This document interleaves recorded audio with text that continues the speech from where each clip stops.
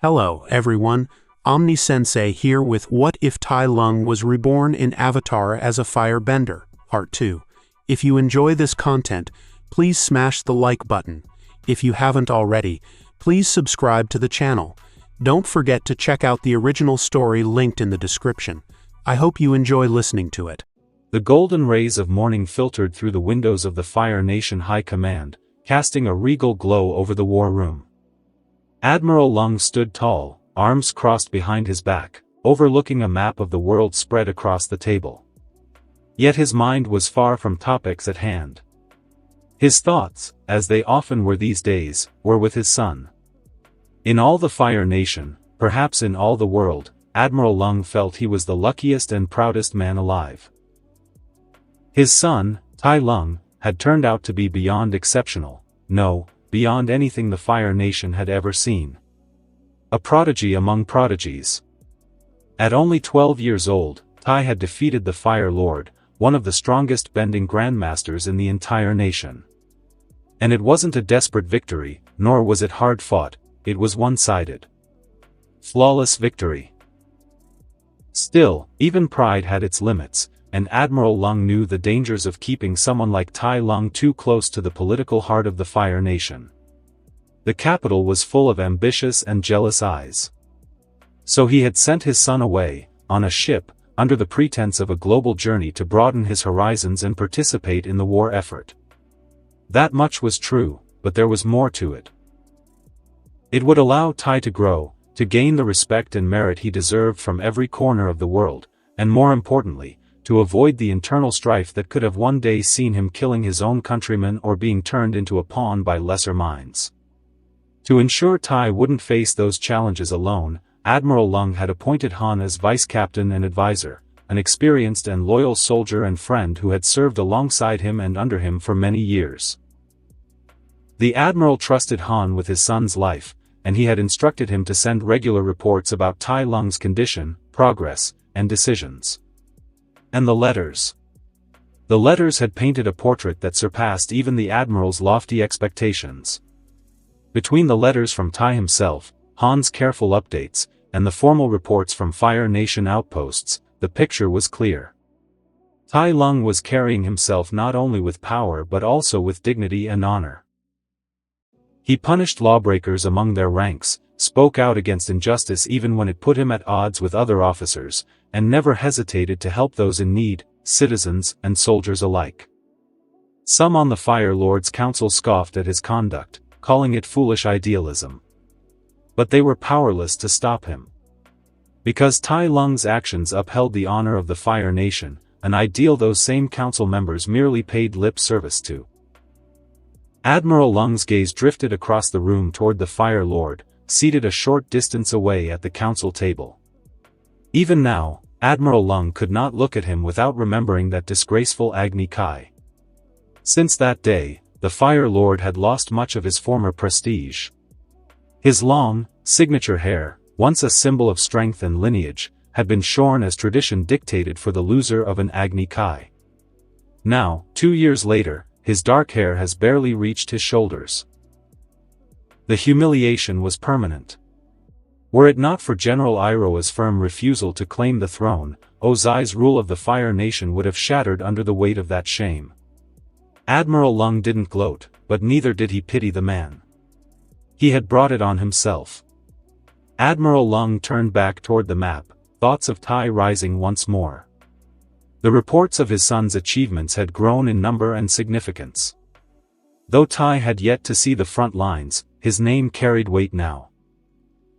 He had defeated pirates, destroyed Southern Water Tribe raiders, dismantled rogue earthbender groups masquerading as freedom fighters, and protected Fire Nation merchants and colonies wherever he went.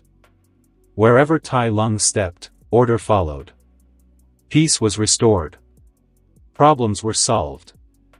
And with each new tale of triumph, Admiral Lung saw the looks from the other officers and council members. Their pride was painted thinly over a layer of envy. They smiled and offered congratulations, but the gleam in their eyes told another story. Tai Lung was his son, and no one could take that from him. He thought of Prince Zuko, who had only just begun attending these meetings, still fumbling through the formalities. In contrast, his son had already amassed more merit than captains who had served for decades.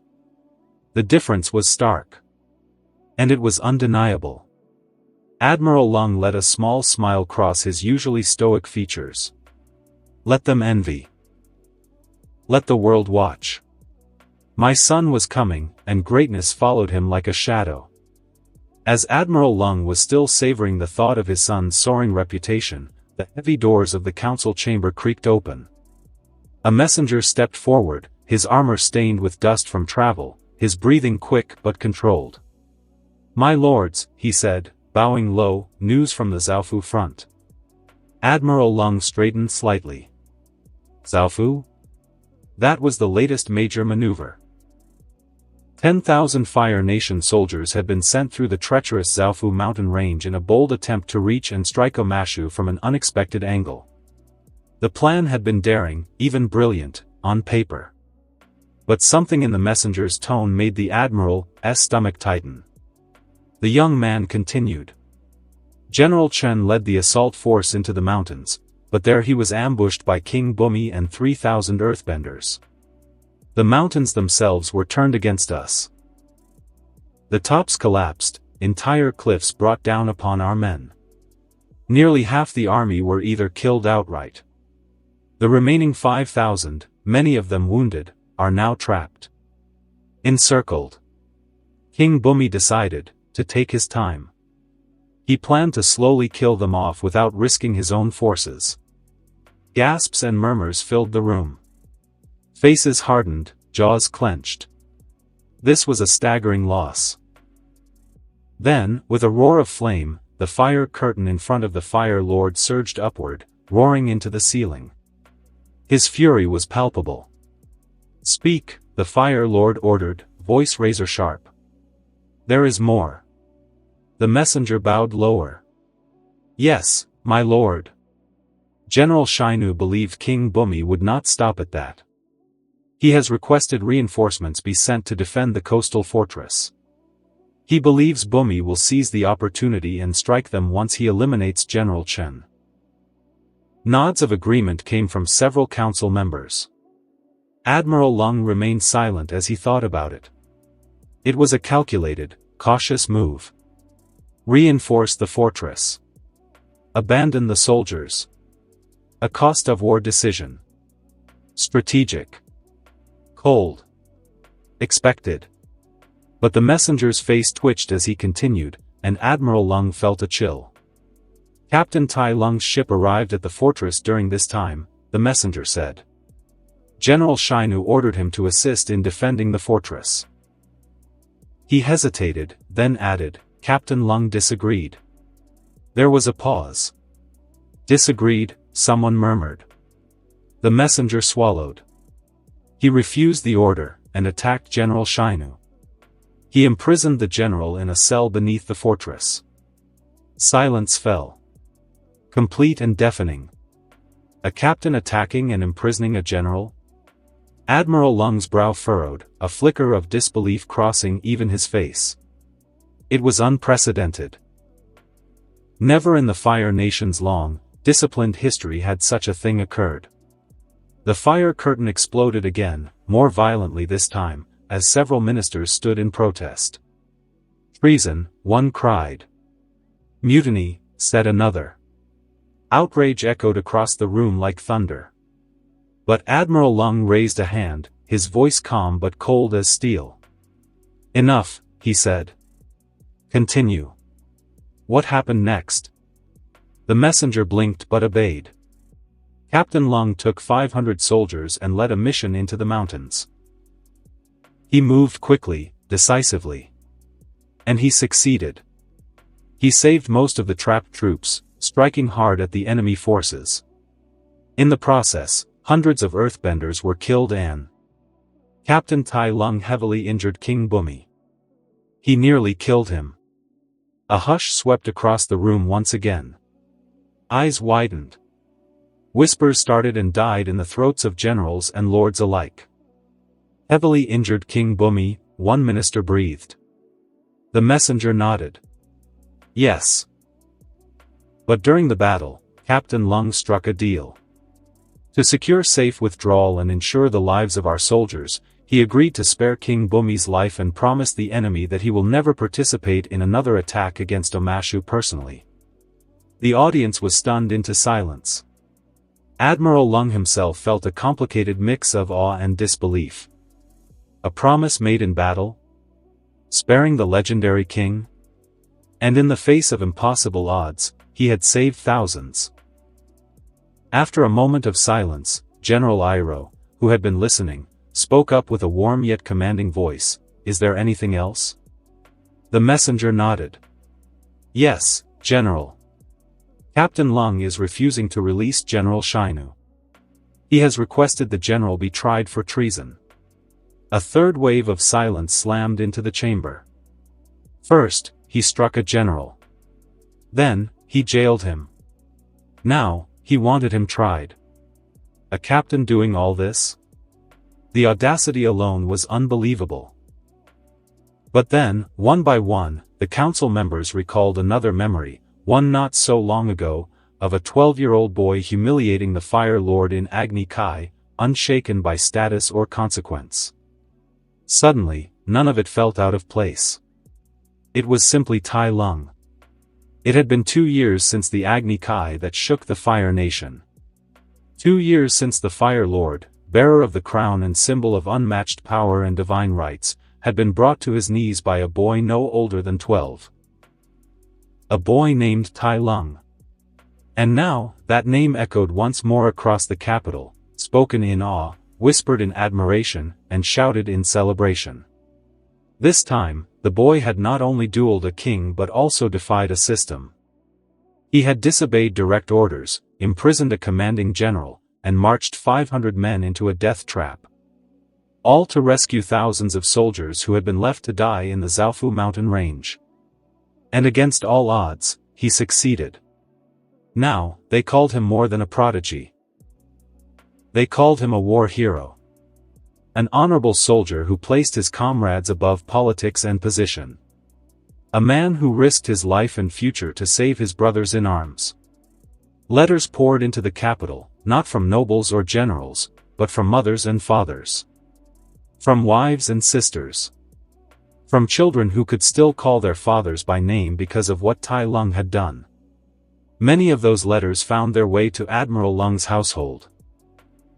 And every one of them was read by both the Admiral and his wife.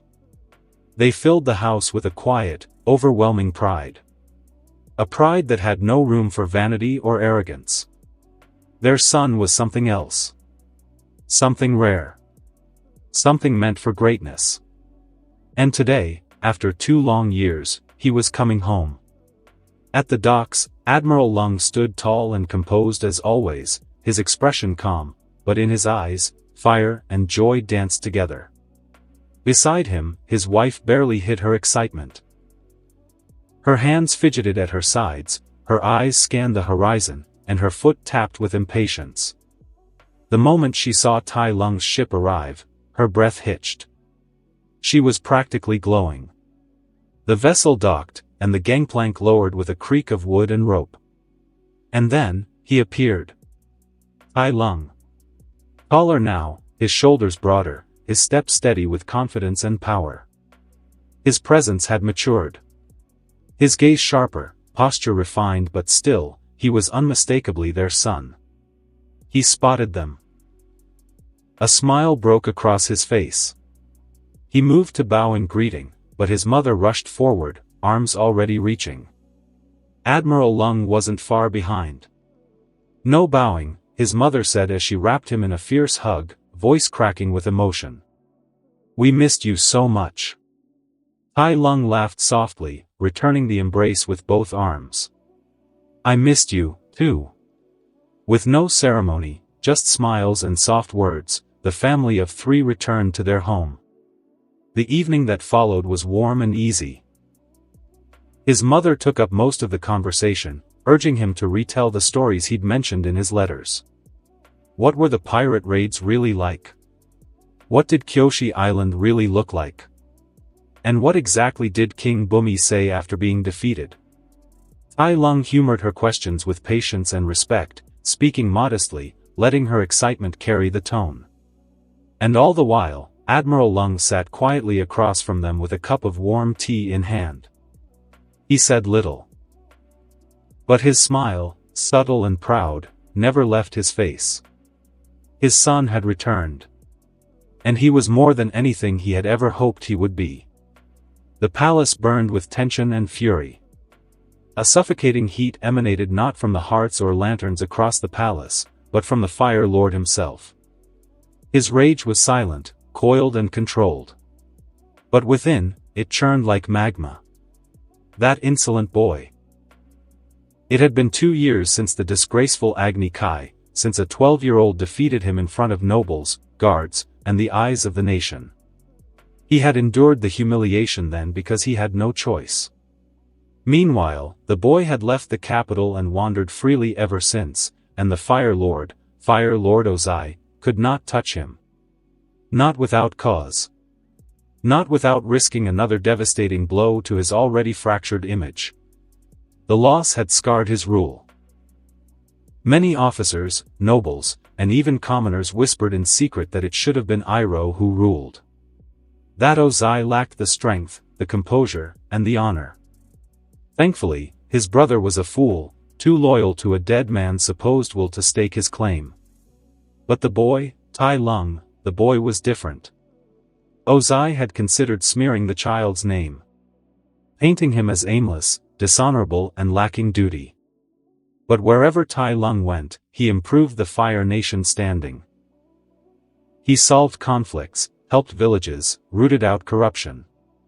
He earned respect from soldiers and civilians alike, not through power alone, but with action and results. Now, the boy was being called a hero.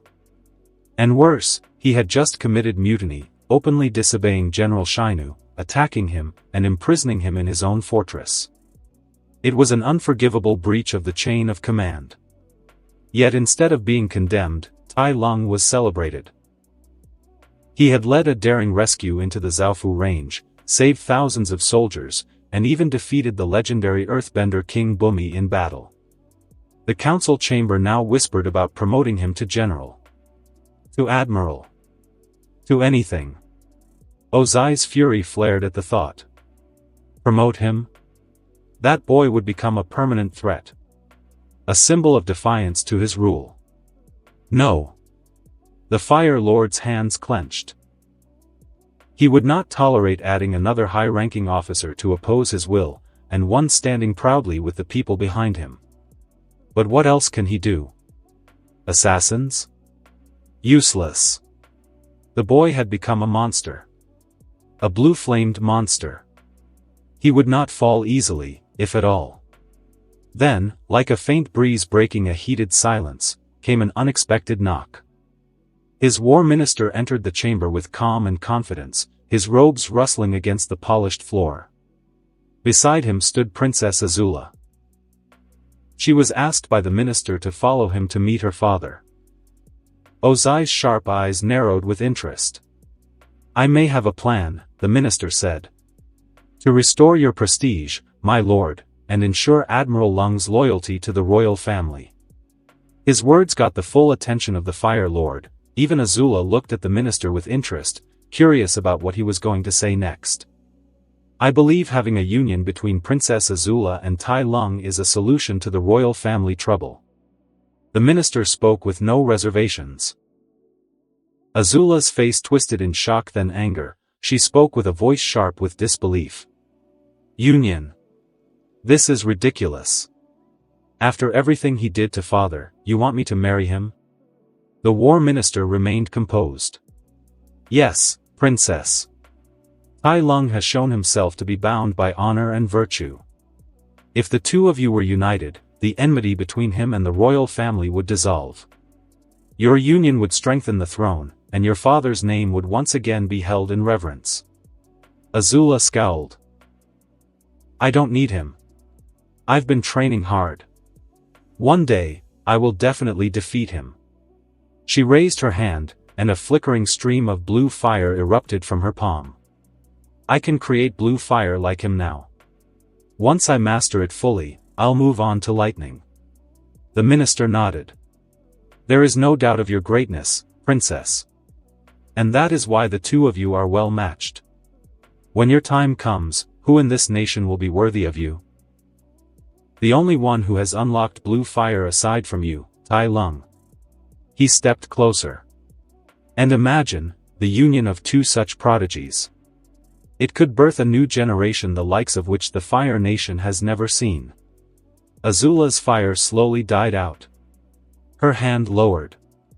She had trained for years, fueled by the desire to surpass Tai Lung. She had envisioned standing over him in victory. But now, as the minister spoke, a new thought struck her. Who else but him could stand beside her as an equal in the future? Even if they were to marry, it didn't mean she couldn't outshine him in time. She would surpass him one day.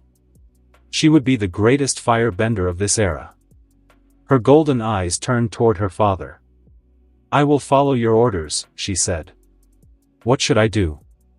Fire Lord Ozai's face, at last, broke into a satisfied gleam.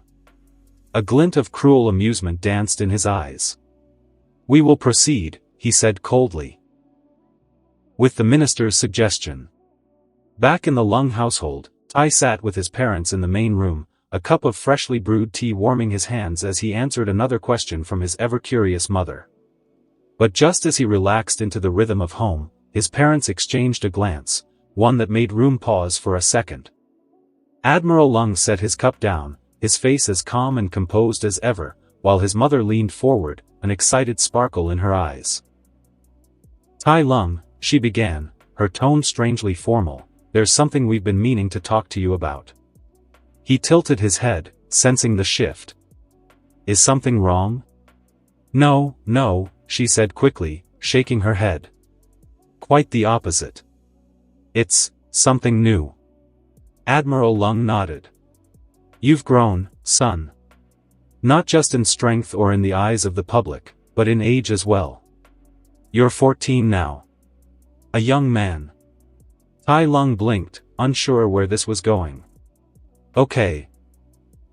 That means, his mother cut in with a mischievous smile, you're of age to begin thinking about a partner. He froze. What? His father's expression didn't change, but he added, you've received marriage offers, Tai Lung. From noble families. The cup nearly slipped from his hand. What? It's not unusual, his mother said, laughing at his stunned expression. Given your reputation, your accomplishments, and your name, many have taken notice. Their daughters, especially. Tai Lung opened his mouth to respond, but nothing came out. He was still reeling. You don't have to choose anyone right now, Admiral Lung said gently, but it's time to start thinking about it. You are old enough. We have stashed all the proposals you have received in your room. His mother leaned back with a satisfied smile. We thought it would surprise you. It certainly had. This was something new to him, even including his past life. Tai Lung sat alone in his room expressionlessly as he stared at the flickering lantern hanging from the ceiling. In his past life, he had lived solely for kung fu and to make his father proud. His only dream is to become the dragon warrior. It consumed his every breath. He had no friends, no lover, and never even considered such thoughts. And now, even after living in this new world for 14 years, he still found himself empty. No dreams. No long-term aspirations. Yes, he wanted to regain his strength and rise even higher. He wanted to master firebending. But he was already considered the strongest in the world. What was there beyond reaching the top? There was nothing. He was merely honoring his parents' wishes and living by the teachings he once abandoned. That was the extent of it. He was still the same aimless person born 14 years ago. His eyes drifted to the desk on the other side of his room. A box sat on it, filled with sealed letters and scrolls, engagement proposals from noble families across the Fire Nation. Tai Lung frowned. What experience did he have in such matters? Did he even care? The answers were simple, none, and he didn't care.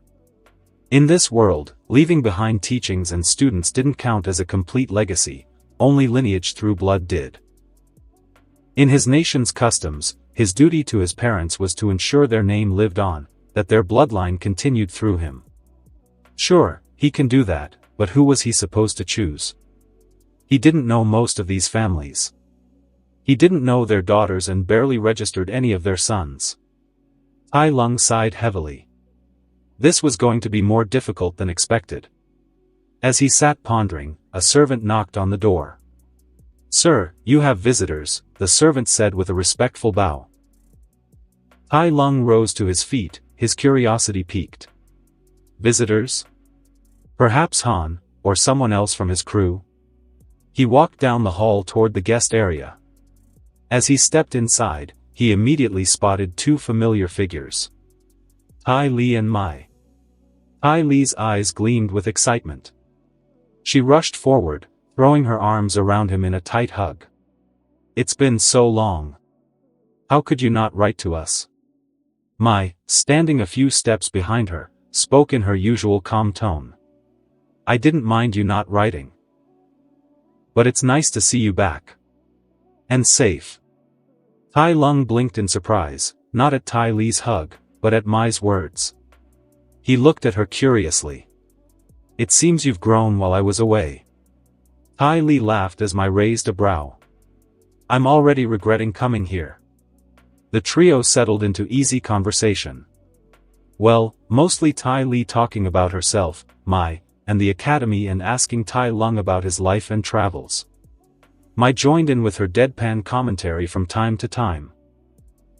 They eventually made their way outside to the courtyard. Tai Li insisted on showing off her new tricks and acrobatics. She moved with agility and grace, then suddenly shifted into combat poses, demonstrating her newly learned chi blocking techniques. "I started learning chi blocking after your Agni Kai 2 years ago," she said, beaming with pride. Tai Lung watched carefully, impressed. She was easily the best hand-to-hand combatant he'd seen in this world. Her only real flaw was her physical weakness, but with time and if she learned to empower herself with chi, she could stand among the strongest in the world. He didn't hesitate to praise her, and Tai Li's smile grew even wider at his words. After a while, Mai brought up the one topic troubling Tai Lung. At the Royal Academy of Girls, a lot of them talk about their parents sending engagement proposals to you. Tai Lung nodded. "I received many. Did you choose one?" Mai asked. Tai Lung shook his head. "Didn't even check them. There's no point.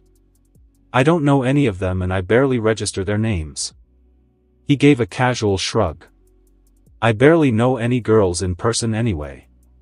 He paused, his gaze drifting to Mai, then to Tai Li, before focusing on the latter.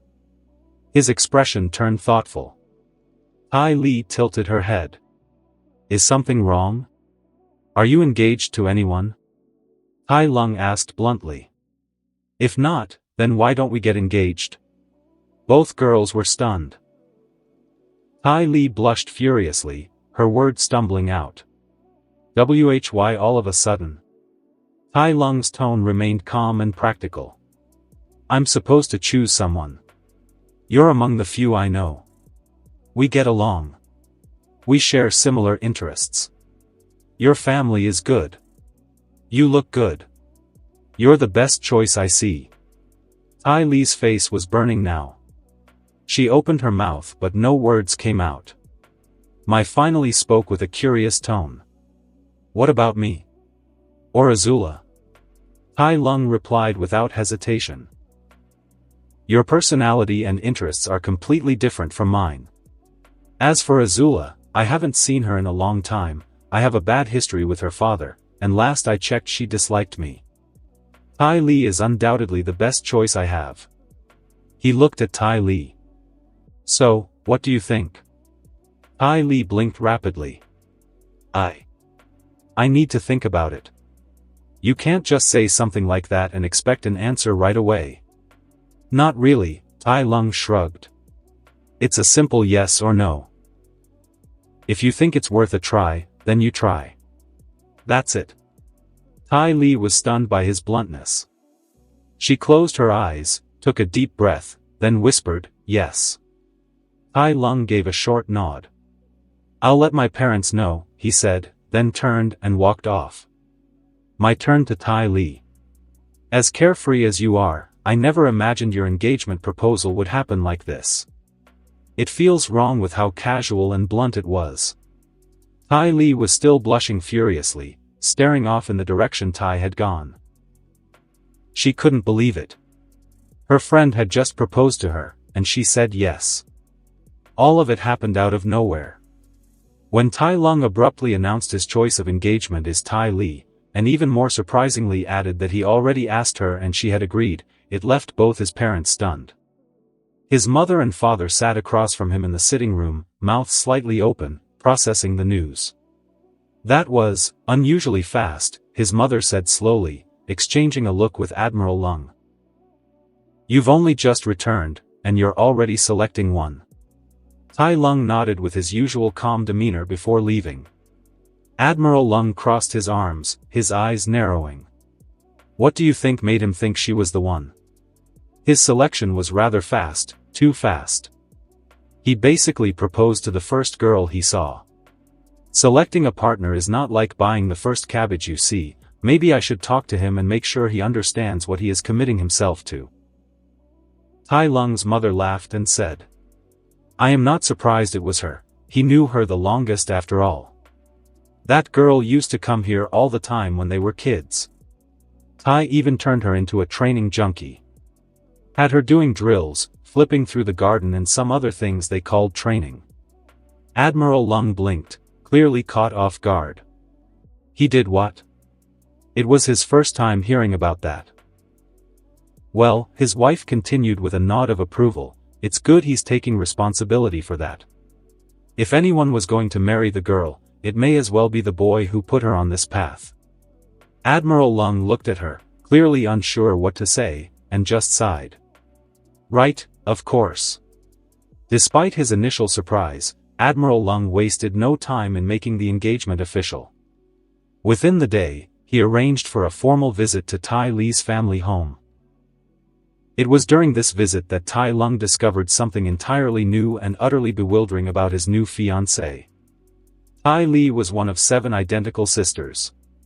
He met them all that day: Tai Lin, Tai Lat, Tai Lao, Tai Lu, Tai Lum, and Tai Wu. All of them stared at him with the same wide, curious eyes, the same bubbly energy, and the same mischievous grins. For a moment, Tai Lung thought his vision was failing him. How could there be 7 of her? For 14 years, Tai had assumed humans usually had 1, maybe 2 children at most, and even that was rare in this world. But 7? He was speechless. It was a loud, jarring reminder that there was still a lot he didn't know about this world. As if that wasn't enough, the sisters decided to play a joke on him. They lined up in front of him and giggled. "If you're going to marry our sister," one said, "you should be able to find her. Pick the real Tai Li," another added with a wink. Tai Lung narrowed his eyes, scanning them. Their appearances were identical, but Tai Lung focused not on their faces but on their bodies, their stances, and their energy. And there it was. A subtle difference in posture, in the way one of them bounced slightly on the balls of her feet, her breathing a touch more measured than the rest. He pointed without hesitation. "That one."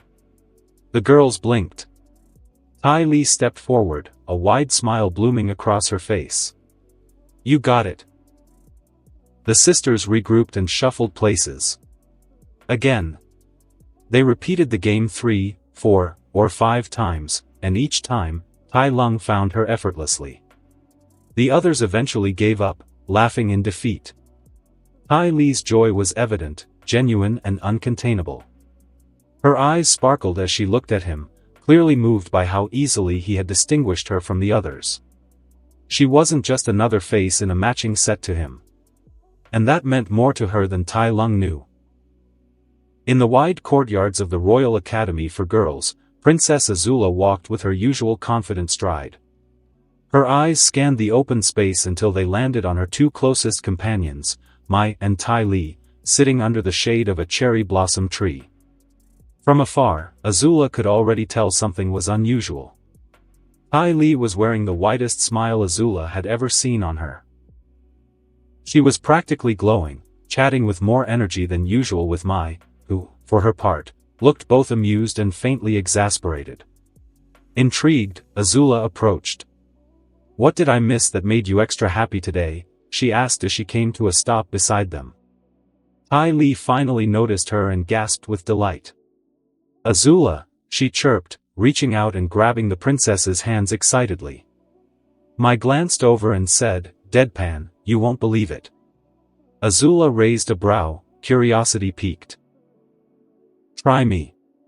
Still holding her hands, Tai Li practically bounced in place. "I'm engaged." Azula blinked. "Really? When?" "I just saw you yesterday." Tai Li nodded enthusiastically. "I know. It was sudden. All of it was done yesterday." Mai added dryly, "The fastest proposal and answer I've ever heard of." Azula was clearly surprised, her expression momentarily faltering before she composed herself. "Well, congratulations," she said with a smile. "So who's the lucky guy?" Tai Li's grin widened. "Tai Lung." Azula froze. "As in Admiral Lung's son?" she asked slowly, her voice slightly weaker than usual. Tai Li nodded brightly. "Yep."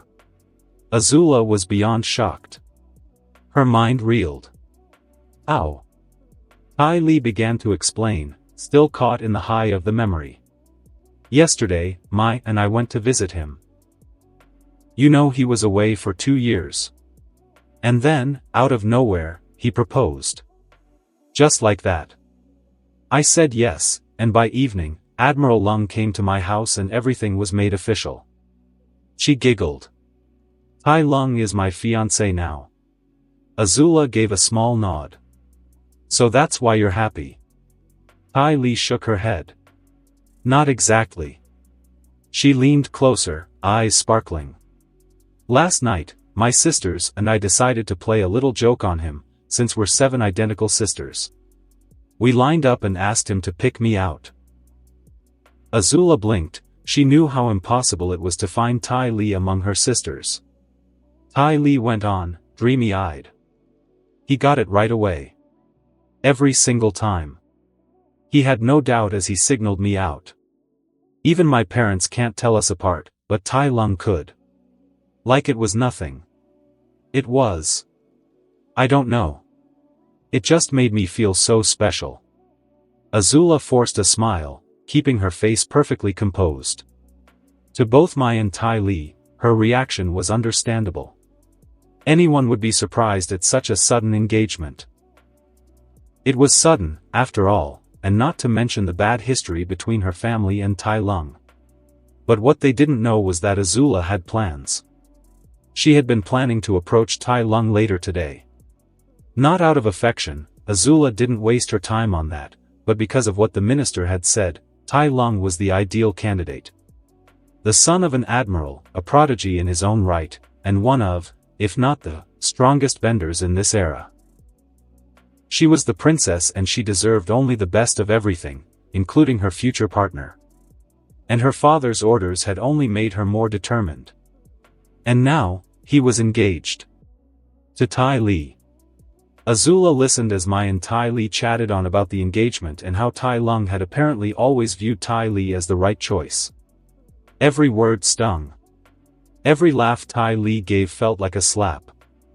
She was the princess. She was the prodigy. And yet Tai Lung had proposed to the girl who could do cartwheels and handstands. Her pride felt hurt, especially when she remembered she was going to initiate the contact with Tai Lung. The anger and bitterness boiled inside her like a pot on the verge of spilling. A flame of competitiveness roared to life. Still smiling sweetly, she tilted her head and asked with feigned concern, "Are you sure Tai Lung is the right person for you, Tai Li?" Tai Li blinked in surprise. "What do you mean?" Azula kept her voice gentle, almost sisterly. "He's a firebending prodigy, and usually, firebenders look for partners with strong bending potential to strengthen their bloodline. What if he changes his mind? Or what if his parents pressure him to? Tai Li froze, the joy draining slightly from her face. Mai's eyes narrowed. Tai Lung is not the kind of person who cares about that, Mai said firmly. And his father didn't hesitate to make things official. Tai Li nodded slowly, smiling again, but this time the light in her eyes was a little dimmer, her enthusiasm slightly restrained. Azula gave a nonchalant shrug. But inside, she was smirking. Later that day, Tai Li met with Tai Lung for their first official date as an engaged couple. She smiled brightly as they walked side by side. So, she asked playfully, do you have anything planned? Tai Lung looked ahead calmly. We'll eat at a nearby restaurant. After that, it's up to you. Choose whatever you like. Tai Li giggled. You're not very good with dates, are you? Tai shrugged. Never thought about them before. The first time I even asked what I was supposed to do, was today. He said it so plainly that Tai Li couldn't help but smile more. I thought of picking a few things, he added, but then I decided against it. You can choose whatever you want to do for the rest of the day. Leave it to me to make it fun, she said, giving him a wink. They shared a quiet meal at a cozy restaurant, where Tai Li did most of the talking and Tai Lung listened with occasional nods or questions. After eating, Tai Li dragged him to go shopping, pointing at clothes and trinkets while Tai Lung followed without complaint. The day ended with them attending a small circus, Tai Li's eyes sparkling with excitement while Tai Lung observed in silence. He didn't object to any part of it. By nightfall, Tai Lung was walking Tai Li back to her home under the faint glow of lanterns. That was fun, Tai Li said, smiling as she looked up at him. Tai Lung nodded. It was new. Tai Li tilted her head. What counts as fun for you? Training, he replied simply. Tai Li laughed. You haven't changed at all. But then her smile faded slightly, Azula's words from earlier echoing in her head. The insecurity crept in, and despite herself, she asked, don't you mind me not being a firebender? Shouldn't you be looking for a firebender to continue your bloodline? Tai Lung blinked. Never really thought of that. I think you're good without being able to bend fire. Tai Li froze. His first sentence struck something in her. He never thought of it. But he could, couldn't he?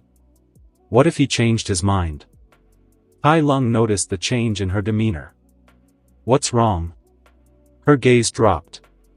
Noble families with strong firebenders. They usually choose partners who can also bend fire to strengthen their line. I'm not a firebender. So? He asked, clearly confused. You should choose someone who can firebend, not me. Tai Lung's brows furrowed. That's a stupid way of thinking. Why? You think I'm stupid? Tai Li interrupted sharply, hurt flashing in her eyes. Tai Lung blinked. That's not what I said.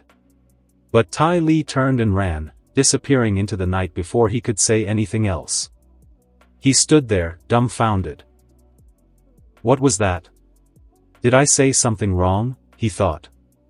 The next day at the academy, Tai Li walked in without her usual brightness. The change was immediately noticed by everyone, especially Mai and Azula. What's wrong? Mai asked. Tai Li hesitated before relaying everything that had happened the day before. He said I was stupid, she mumbled. Azula raised an eyebrow, suppressing a smirk. He called you stupid? That's what it felt like, Tai Li said softly. Azula folded her arms and feigned anger. How dare he? That's unacceptable. But Mai looked skeptical. It sounds like you're misunderstanding something. Azula gave her a pointed look. What's there to misunderstand? He called Tai Li stupid. Tai Li lowered her head further, her sadness deepening. The mood stayed the same for the rest of the day. When the academy finally let out, the three girls walked out together, only to stop at the sight of Tai Lung standing outside the gates, holding a small bag in one hand. Tai Li hesitated at first, but with Mai and Azula by her side, she slowly walked forward. Azula was the first to speak, voice sharp and confrontational. "Are you here to apologize after calling Tai Li stupid?" Tai Lung looked at her calmly, then shifted his gaze to Tai Li, who still refused to look at him. "No," he said evenly. "I'm not here to apologize. I didn't call her stupid. She interrupted me before I could finish and ran away." Azula narrowed her eyes. "Trying to change your words now?" Tai Lung ignored her. "I think considering bloodlines just for firebending is stupid. I could beat the Fire Lord with the so-called divine bloodline without even needing to bend fire." Azula froze, eyes flashing with barely contained fury. Tai Li, meanwhile, looked up at him, startled. Tai Lung stepped forward and extended the bag toward her. "But it seems you value this bloodline way of thinking," he said. "So, these are martial arts scrolls. If you learn and master them, I'm sure you'll be stronger than most benders. A bloodline of martial arts for you, instead of firebending." Tai Li blinked, stunned. Then she threw her arms around him. "I'm so sorry," she whispered. "I misunderstood you." Tai Lung rested a hand on her back. "It's fine. Just, don't run off next time. Fighting in a war was easier than figuring out why you were upset." Tai Li laughed through a sniffle. "It won't happen again." Azula stood there, silently glaring daggers at Tai Lung, but he didn't spare her another glance. Mai, meanwhile, smiled faintly, just a small amused curl of her lips. The Fire Lord stood silently in his grand chambers, his robes billowing slightly from the breeze slipping in through the high windows. His expression was carved from stone, tight-lipped, cold-eyed, and utterly displeased. Just when he thought he was close to reclaiming control, just when the moment had come to rein Tai Lung in and recover the prestige he had lost in recent years, it had slipped through his fingers. The boy had gotten engaged to some random insignificant girl. A non-bender. A girl from a low-standing noble house. There was nothing remarkable about her, nothing special or strategic that could possibly justify such a match. Fire Lord Ozai had not even expected to win instantly. He had anticipated the need for a slow, deliberate approach. His daughter Azula was only beginning to prepare herself to confront and charm Tai Lung, to draw him into the fold as a useful weapon and potential consort. But that plan had failed before it could even begin.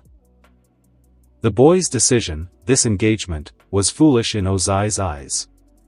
Even if not Azula, there had been dozens of better options. Girls from strong families. Firebenders. Bloodlines worthy of legacy. But he was Ozai, the Fire Lord. He would not accept such an outcome. He would not allow it. He turned from the shadows of his chamber and walked to the open window.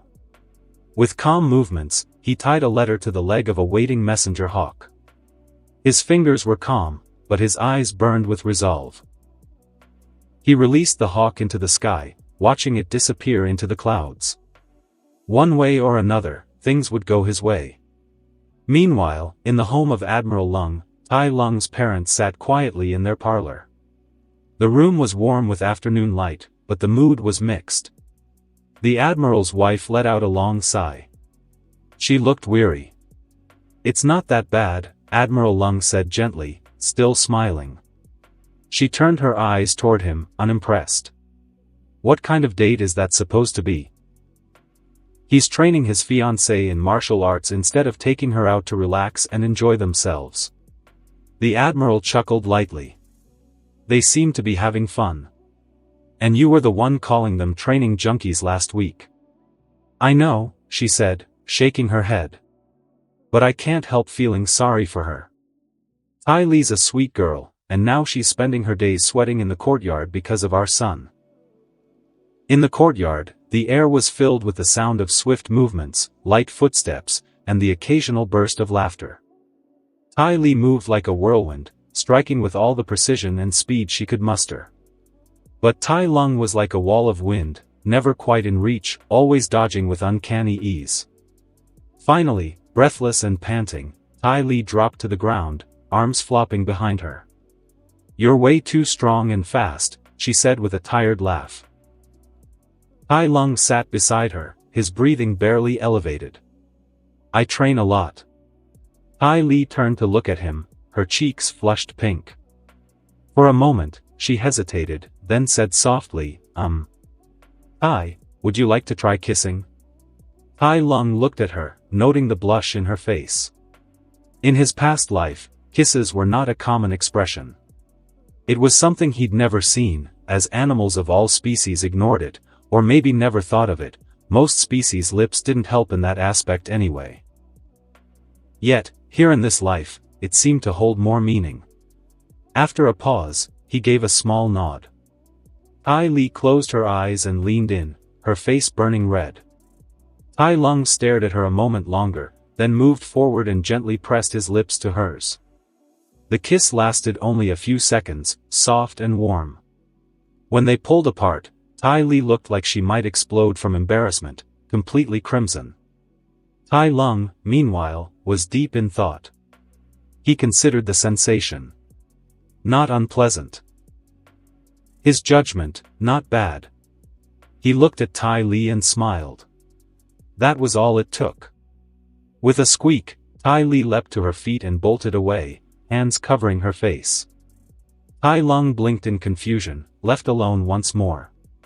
If Tai Li is upset, she runs away. If she's embarrassed, she also runs away. He sat back and exhaled, filing the observation in his mind with the rest of his martial knowledge. Understanding a girl's mood is difficult, was his final conclusion. The next day, the academy buzzed like usual.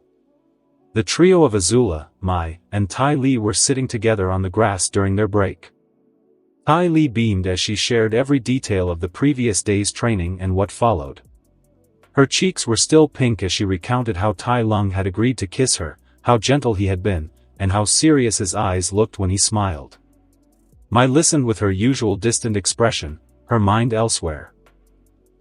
She barely caught the tail end of Tai Li's sentence before glancing off toward the courtyard. A familiar thought crossed her mind: would Zuko ever grow the courage to just ask her out? Azula, however, though she kept her face composed, couldn't fully contain her feelings. She laughed and teased Tai Li like usual, but jealousy prickled beneath her skin. Tai Lung. That brute? That arrogant, ignorant, annoying Tai Lung? How could he be the one doing all the right things? How could he, of all people, treat Tai Li so well? It irritated her more than she'd admit. As the bell rang and the three girls left the academy grounds, chatting and laughing, none of them noticed the looming figure standing in the shade of a building across the street. A giant of a man in a worn robe, with most of his face concealed by a hood. But what was visible, barely peeking out from the folds, was the strange tattoo on his forehead, an eye. Mai noticed him first. Her steps slowed as her instincts kicked in. The man tilted his head back slightly, then thrust it forward violently. Mai's eyes widened in a flash. "Jump!" she screamed. The world exploded. A deafening boom rang out as fire and rubble burst where the girls had just been standing. The street cracked, and smoke swallowed the scene. People screamed in panic. The cloaked man didn't wait. He turned and walked away, his movements calm, as if assured his attack had succeeded. Hours passed before a messenger arrived at Admiral Lung's estate. The news was like a blade through the air. "Lady Tai Li has been injured," the messenger said grimly. There was an assassination attempt on Princess Azula.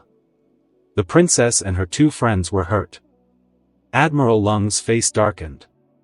Without wasting a second, he summoned his son. Tai Lung appeared moments later, and together they rushed to the Royal Medical Clinic. The clinic was a fortress of concern and activity.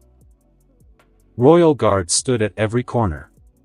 General Iroh, Zuko, and the families of the girls all waited anxiously in the outer chamber. The mood was tense, heavy. Admiral Lung stepped forward and approached General Iroh. "What happened?" he asked urgently. Iroh turned to face him, his kind face solemn. "An assassin. A well-known one. We believe he was targeting Princess Azula. All 3 girls were injured in the attack." He paused before adding, "My suffered light burns on her arm. Azula has some cuts and bruises, but the worst." Iroh sighed. Tai Li stood directly between the assassin and the princess. She took the brunt of the blast. "She is stable, but she will remain here for days." Silence fell over the group. Tai Lung said nothing at first, but his fists clenched at his sides. There was a low sound in the back of his mind. A voice warning him. "The world is trying to take what is yours. Just like your destiny. You can't allow this." He felt his anger swelling, his control fraying. Still, his voice came out calm and low. "What does this man look like?" Both Admiral Lung and Iroh turned to him quickly, sensing something shift in the air. Heat radiated from Tai Lung's body. His stance was relaxed, but his eyes were locked and burning with wrath and malice. They felt his presence turn wild and feral as if he were a wild beast. Iroh stiffened. Even Admiral Lung stepped back half a pace instinctively. Iroh hesitated to speak for a few moments, then relented under the weight of Tai Lung's malevolent gaze. "He is tall. His limbs are mechanical metal arms and legs. And, a tattoo of a third eye on his forehead." Tai Lung turned on his heel. "Tai." Admiral Lung called after him. "Where are you?" "I'm going to rip that guy apart," Tai Lung said without turning back, his voice low and dangerous. "And nothing you say will change that." Without another word, Tai Lung left the clinic. Tai Lung arrived at the Royal Academy for Girls just as the sun dipped behind the palace walls. The scent of soot and ash still hung in the air, the ground scorched and cracked from the earlier explosion. Tai Lung stood silently at the entrance, his golden eyes narrowing. He began rotating his chi, channeling energy through his body to sharpen every sense beyond human limits. He took a deep breath, inhaling deeply. Every scent, every particle in the air became vivid. His pupils contracted slightly. Then his gaze shifted north. He moved. From street to street, corner to alley, Tai Lung followed the trail. The smell was faint but distinctive: metal, oil, smoke, and sweat. The target had tried to mask his path, looping through crowded districts and backstreets. But it wasn't enough. Not for Tai Lung. Eventually, his path brought him to the poorest and most neglected part of the Fire Nation capital. Here the streets narrowed, and the buildings leaned like drunks on one another. At the edge of one such alley sat a dimly lit bar, its wood rotting, its patrons rough and uncaring. This was a place of secrets and blood. Tai Lung stepped inside. Dozens of eyes turned to him. Some are curious. Some are wary. Some were drunk. He paid them no mind. His gaze swept the room until it locked onto the far corner. 2 men sat at a table. One was enormous, shoulders hunched beneath a ragged cloak. His hood had slipped just enough to reveal a distinctive tattoo, an eye, right on the forehead. Tai Lung took a step forward. His voice rang through the entire bar, cold and sharp like steel. "Found you, vermin. I will rip you into pieces." The assassin narrowed his eyes but didn't move. The tension exploded when a patron nearby rose from his stool, swaggering toward Tai Lung with a mocking grin. "Listen here, buddy. This place." He never finished. Tai Lung extended a hand. A torrent of blue fire erupted, engulfing the man and reducing him to a charred corpse in an instant. Screams rang out as patrons scrambled away in horror. Tai Lung advanced, his eyes gleaming with unrestrained bloodlust. The assassin inhaled, then hurled a glowing energy blast straight at him. Tai Lung didn't flinch. He raised a hand and countered with a blast of his own, his flames burning an unnatural blue. The two attacks collided midair, a violent explosion rocking the bar. Glass shattered. Smoke filled the room. From the smoke, Tai Lung emerged. But now, he was growling like a beast. The assassin's eyes widened in surprise. He braced, but too late. Tai Lung dashed forward, faster than anything the assassin had fought before. Despite that, he still threw a punch with his metal arm, but Tai Lung caught it midair with ease. His other leg kicked upward with monstrous force.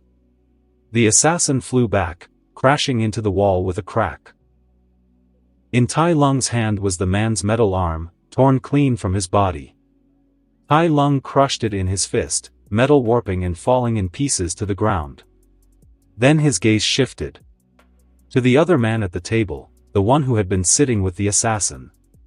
The man trembled, eyes darting between Tai Lung and the money scattered on the table. It's a misunderstanding," he stuttered, hands raised in defense. Tai Lung moved like lightning. His fist struck the man's chest with devastating force. Crack, crack, crack. The sound of bones shattering echoed through the room. The man was hurled into the wall, sliding down it limply. Blood flowed from his mouth, nose, and eyes. He didn't move. Chaos broke out behind Tai Lung. Screams, boots stomping. A group of men rallied, forming a line. Some fell into bending stances, others raised weapons. Their voices overlapped, all yelling the same thing: stand down. Surrender now. You're outnumbered. Tai Lung turned slowly. His eyes were cold, filled with nothing but rage. He didn't care who these people were, he wasn't going to spare anyone. Not a single soul tied to this assassin, even if remotely. The bar had fallen silent, reduced to a blood-soaked ruin. Broken bodies, scorched walls, shattered furniture. Tai Lung stood alone amidst it for only a moment longer, then turned and left. His footsteps were steady, not hurried. Minutes later, Fire Nation guards arrived, drawn by the screams and smoke that had filled the night. What they found stopped them cold. The moment they stepped inside, their expressions changed. Horror took hold.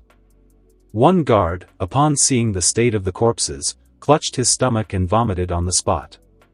The others stood frozen, eyes wide, struggling to comprehend the massacre before them. Meanwhile, Tai Lung had already returned to the royal clinic. His entire trip had taken a little over an hour. Inside, Admiral Lung and General Iroh stood speaking in hushed tones in one corner of the room. As soon as Tai Lung entered, both men turned to him. Their eyes dropped instantly to the blood staining his clothes. Admiral Lung stepped forward, voice firm yet edged with concern. "Are you hurt?" Tai Lung, now composed and calm, shook his head. "It's not my blood." Iroh studied the young man, his brows furrowing. "Did you find the assassin?" he asked. "I did," Tai Lung replied coolly. "And the one who hired him? Both are dead."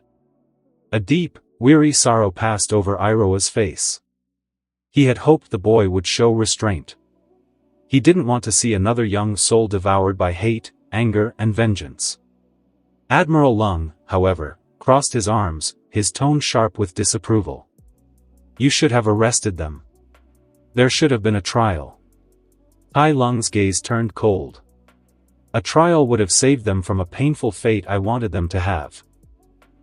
Admiral Lung's frown deepened. He opened his mouth to speak again, but Tai Lung cut him off. "Father, they are dead. This is the end of the matter." The Admiral fell silent. He remembered the Agni Kai 2 years ago, how his son began behaving as if he were someone else, and how he wanted to kill the Fire Lord. It was the same now, but he was colder. Crueler. And that both frightened him and caused him concern. That night, Tai Lung sat in silence outside Tai Li's room. The moon climbed and fell, and with it came the dawn. Tai Li's eyes slowly opened, blinking against the morning light. She found herself bandaged with family surrounding her, her parents and her sisters all filled with relief. Their voices were soft and warm, welcoming her back with love. Soon, they invited Tai Lung inside. Together, they gently told her of the assassination attempt. Of how Azula had been the true target, and how Tai Li had been caught in the blast, injured badly. Their words were careful, not too heavy. Tai Lung stood by the door, arms crossed.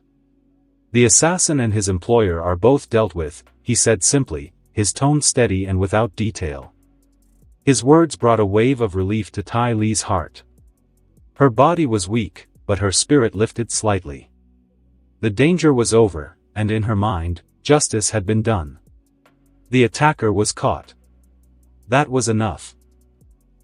Elsewhere, in a grand chamber deep within the Fire Nation Palace, ministers and high-ranking officials gathered before the Fire Lord. The room was silent as a grim report was read aloud. It described the state in which the northern slum bar had been found. 16 bodies. All in unspeakable condition. Broken limbs. Skulls caved in. Limbs torn entirely off. Several bodies were blackened and unrecognizable, burned alive. The worst among them, the report claimed, was believed to be the assassin responsible for the attempt on Princess Azula's life.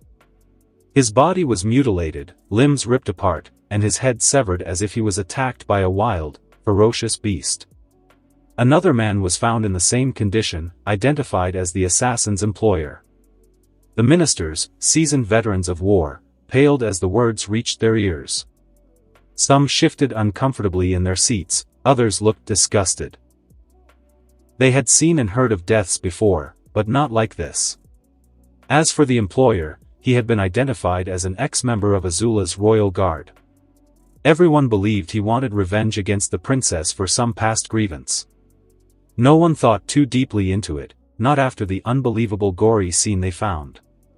General Iroh and Admiral Lung sat among them, and neither man could hide the shadow that passed over their faces. They knew who was responsible for this. The report, though clinical, painted an image in their minds of Tai Lung's wrath. Of what he became when provoked. A storm of unrestrained brutality.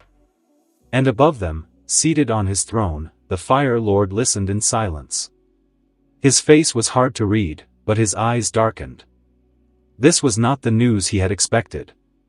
Nor the news he had wanted, especially not after hearing of Tai Li's survival. A week had passed since the supposed attempt on Princess Azula's life. The palace had returned to its usual rhythm, but tension lingered, thick and cold beneath the surface. In the Fire Lord's council chamber, news of Tai Lung's brutal slaughter in the northern slum bar had spread. What had first been a rumor now stood confirmed. The massacre, 16 dead, bodies mangled and charred, was no longer something that could be ignored. The council was divided. Some officials stood firmly against Tai Lung, declaring his actions a clear violation of Fire Nation law. The man had taken justice into his own hands. Vigilantism, no matter the cause, was still a crime. Others, however, defended him fervently. Tai Lung had avenged both the princess and his own fiancée. His rage was righteous, they argued. His violence was justified. But the debate ended abruptly when General Iroh leaned forward and asked a single question. Who here is going to tell him he was wrong and must be punished? Silence fell like a guillotine. None of them dared to speak. Everyone remembered how Tai Lung had once insulted the Fire Lord himself and demanded an Agni Kai. How he had defied orders of his superiors, acted with mutiny and prevailed. The young man had power, and worse, the nerve to use it against anyone who stood in his way. And with the public calling him a hero, it became near impossible to touch him. Even Fire Lord Ozai, who loathed Tai Lung with every fiber of his being, remained silent. He knew better than to ignite a fire he couldn't contain. He had decided that no soul must know the truth of the assassination and Tai Li is off limits. He was lucky this time Tai Lung had acted on his anger and killed indiscriminately without asking questions, but if this happens again, he might try to get to the bottom of the matter.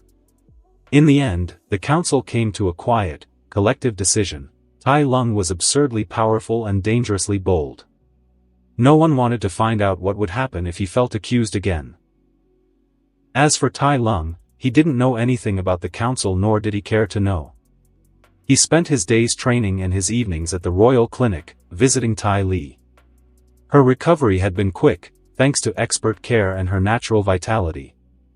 And now, after an entire week, the time had come, the bandages were to be removed. He stood at her side. Tai Li's parents were present, along with Azula and Mai. The atmosphere was hopeful, tense with anticipation. The medical staff moved carefully, unwrapping the last of the linen from Tai Li's face and shoulder. Then they froze. Tai Li blinked, noticing the sudden stillness in the room. "What?" she asked, confusion rising.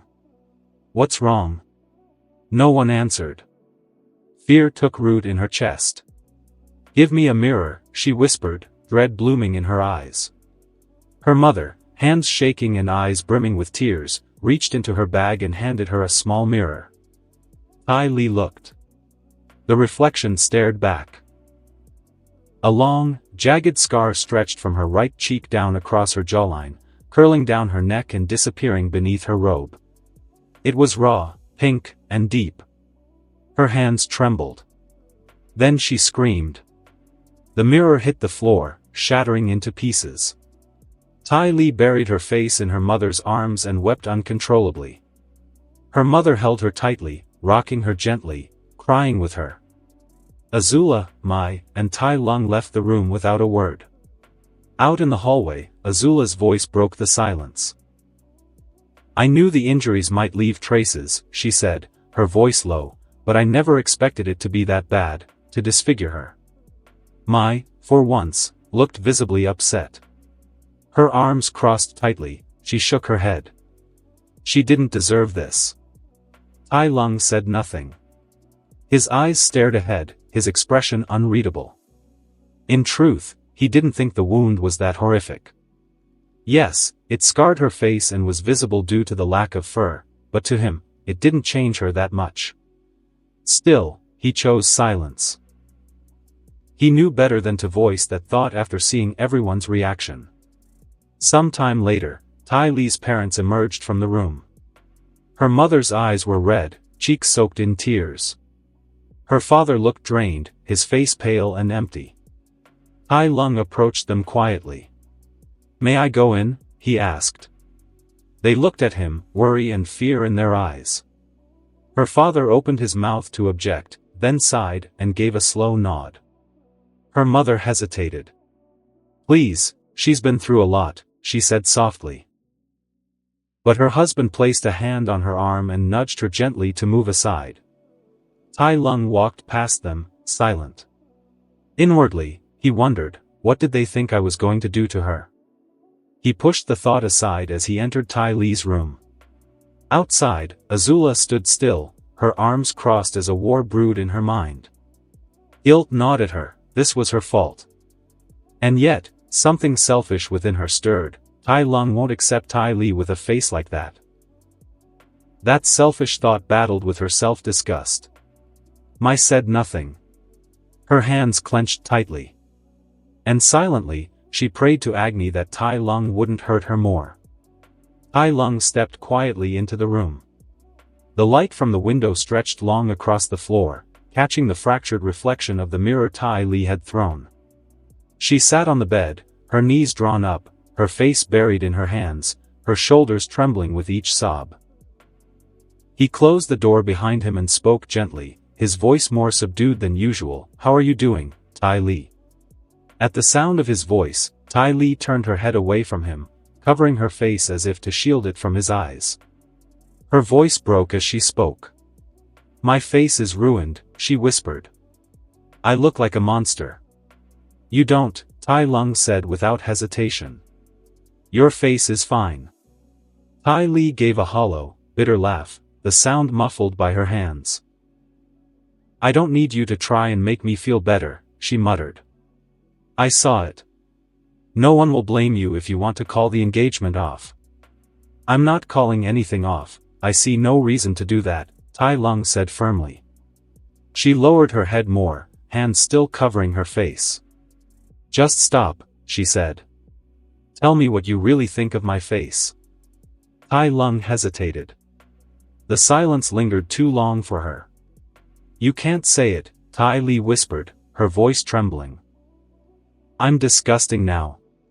It's not that, Tai Lung replied at last. He found it hard to articulate an answer without making things worse. It's just. I don't think you'll like my answer.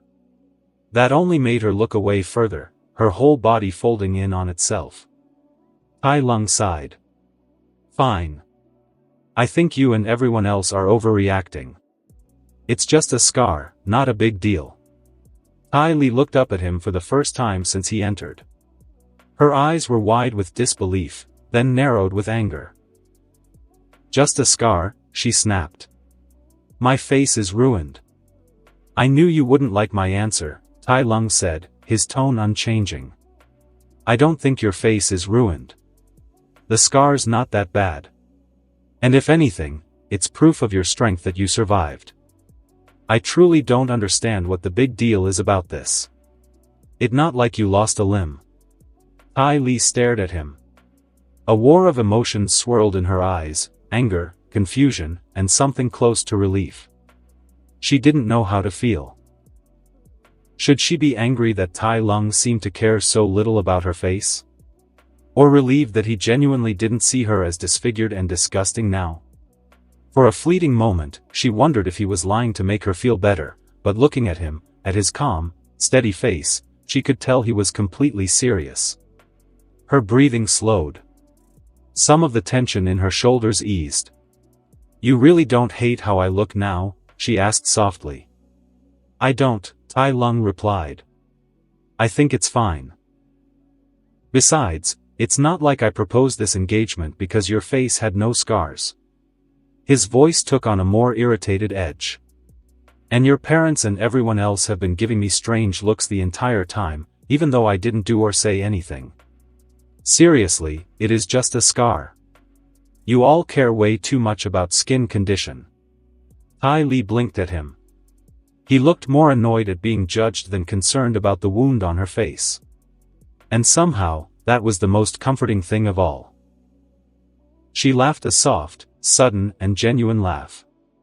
The first since her bandages had come off. Tai Lung glanced at her, slightly confused, but she shook her head, smiling through her tears. She had always known he acted and thought differently from everyone else, but she had never appreciated it more than now. When Tai Li's family and friends learned of Tai Lung's reaction, they were relieved and happy for her. They were glad her fiancé hadn't turned away from her, choosing instead to stay by her side despite her disfigurement. Even his own parents expressed their approval, with his father going so far as to say he was proud of him. As for Tai Lung, he remained genuinely puzzled by humans. Even after living among them for 14 years, some of their actions and worries continued to elude him. A few days had passed since Tai Li had been discharged from the royal clinic. Her body had healed completely, save for the scar that now marked her once flawless face. Though the wound remained, her spirit had steadily recovered, and today she insisted on accompanying Tai Lung to one of the army's training grounds. Tai Lung had been assigned to help train new recruits under the command of his father, Admiral Lung. Surprisingly, Azula and Mai had decided to tag along. Despite being Miss Gloom and Doom, Mai was concerned about Tai Li's emotional state and simply wanted to be nearby in case she was needed. Azula, however, had a different motivation altogether. Her golden eyes remained fixed on Tai Lung, filled with a quiet fire. She had come with the sole intent of challenging him to a spar. Tai Lung, naturally, noticed the intensity of Azula's glare. But given how talkative Tai Li was, ignoring Azula wasn't all that difficult. With Tai Li by his side, Azula's silent challenge became background noise. The moment the four arrived at the training ground, they were greeted by Tai Lung's vice captain, Han. The experienced soldier walked up to him with a smile. It's been nearly a month, Captain. Heard you got engaged. Tai Lung gave a short nod and gestured to Tai Li. This is Tai Li, my fiancée. Han turned toward her. His eyes lingered on the scar that traced her cheek before sliding away, though not quickly enough. Tai Li noticed. She gave a strained smile in return. And these two, Tai Lung continued, pointing toward the others, are Mai and Azula. Han turned to them politely, but his expression shifted the moment he heard Azula. His gaze locked on her, and his eyes widened in realization. He immediately bowed low. We are honored to have you, Princess, he said with a sharp, respectful bow. Azula, who had begun to frown at how Tai Lung had introduced her last and without her title, now smiled at the satisfying display of deference. Han, meanwhile, cast a quiet glance toward his captain. You dare to burn the Fire Lord and call him a fire rooster, but the rest of us? We'd suffer if we failed to show proper respect to the royal family. Tai Lung noticed the unspoken grievance in Han's eyes but chose to ignore it. Where are the recruits? He asked. Please follow me, Han said, turning to lead them deeper into the camp. The four followed close behind until they reached an open ground. 30 young men stood in formation, standing with nervous looks. Do they know how to firebend? Tai Lung asked. Do you know what kind of training they've been through? Han nodded. They're all firebenders, but their training only covered the basics.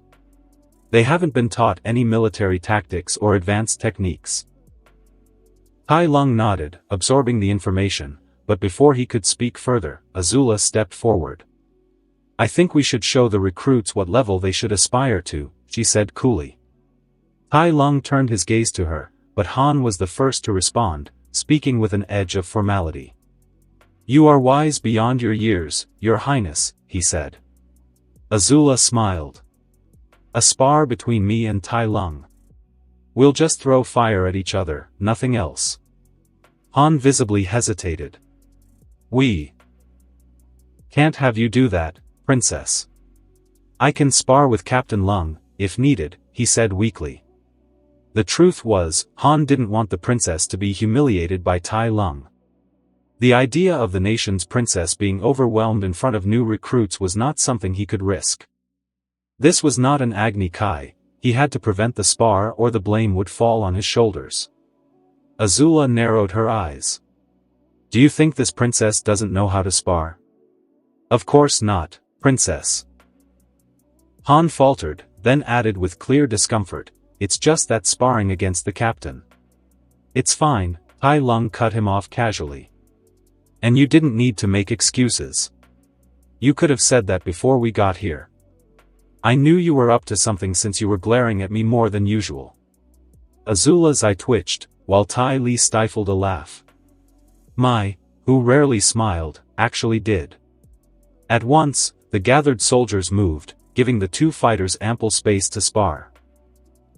Azula stepped forward, eyes gleaming with focused challenge, promising pain with every glance. Tai Lung, on the other hand, remained completely relaxed. Han stood between the two firebenders, glancing back and forth with a worried face. He raised his hand and said firmly, if either one of you can't continue or if the fire causes harm, the match is over. He cast a lingering glance at Tai Lung, silently hoping his captain would go easy on the princess. With that, Han stepped away to clear the field. Azula took her stance with disciplined grace, sharp and focused. Across from her, Tai Lung remained upright and relaxed, his hands by his side, his posture bordering on nonchalance. Azula narrowed her eyes. Without warning, she thrust her arm forward, only 2 fingers extended. From the tips burst a compact flame of brilliant blue, slicing through the air toward Tai Lung. He raised a brow and casually waved his arm, dispersing the fire on impact. Surprised? Azula asked with a smirk. You're not the only one who can do that. Tai Lung nodded with a neutral expression. Didn't expect blue fire from you. Azula's smile vanished. Didn't expect it from me? The words landed like a slap. Was that how he saw her? Did he not consider her a prodigy in her own right? Did he think she could never match someone like him? Her eyes burned with a fresh wave of fury as she launched another blast, and then another, streams of fire from her fingers arcing through the air toward him. Tai Lung, unmoving from his position, effortlessly batted away every flame, his palm cutting through her attacks with ease. Azula gritted her teeth. Her fist tightened, she thrust with punches, and her legs kicked, releasing ever larger waves of flame. She increased her output and tried to alter her angles and her timing, but it made no difference. Tai Lung stood his ground, swatting away everything like a man fending off gnats. "Are you not going to fight back?" she snapped, her voice taut with frustration. "It's a showcase for the recruits," Tai Lung replied evenly. "No need for me to fight back." Azula growled, her fists trembling. "Then show them what you can do." She snarled, instead of just defending. Tai Lung gave her a calm look. He thought for a moment. Perhaps it was time to remind everyone why they should respect him. Something to deter future annoyances. He gave a slight nod. "Okay. Brace yourself." Azula's eyes narrowed. She inhaled sharply and sank into a defensive stance, her instincts suddenly on edge. Tai Lung stepped forward and threw a punch, not fast, but steady, and from it came a wave of fire. But not just a flame or a stream. It was a wall of fire, several meters wide, crashing forward like a tidal wave. Azula's eyes widened. Her breath caught in her throat as the fire roared toward her. "I'm going to die," she thought in that frozen instant. There was no blocking this, no dodging it, and no countering. The soldiers and spectators around the field stood in horrified silence, watching the inferno speeding across the training ground. It looked as though it would swallow Azula whole and incinerate everything in its path. But the massive wall of fire missed its target. It passed right by Azula, mere inches away. She remained rooted to the spot, her limbs locked in place, unable to move or speak. The sheer fire turned her face and the ground around her a bright shade of blue from reflected light. Then it was gone. Azula dropped to her knees, shaking. She looked to her side, where the fire had scorched a long, blackened trail across the earth. Her mind was blank. Slowly, she turned her gaze back to Tai Lung. There was nothing left of her pride. The flame of competition within her was extinguished. There was no way she could match that. Tai Li and Mai rushed to her side, their worry clear. Tai Li placed a hand on Azula's shoulder while Mai knelt next to her. "She's fine," Tai Lung said flatly. The fire passed by her harmlessly. Azula didn't respond. A long silence followed.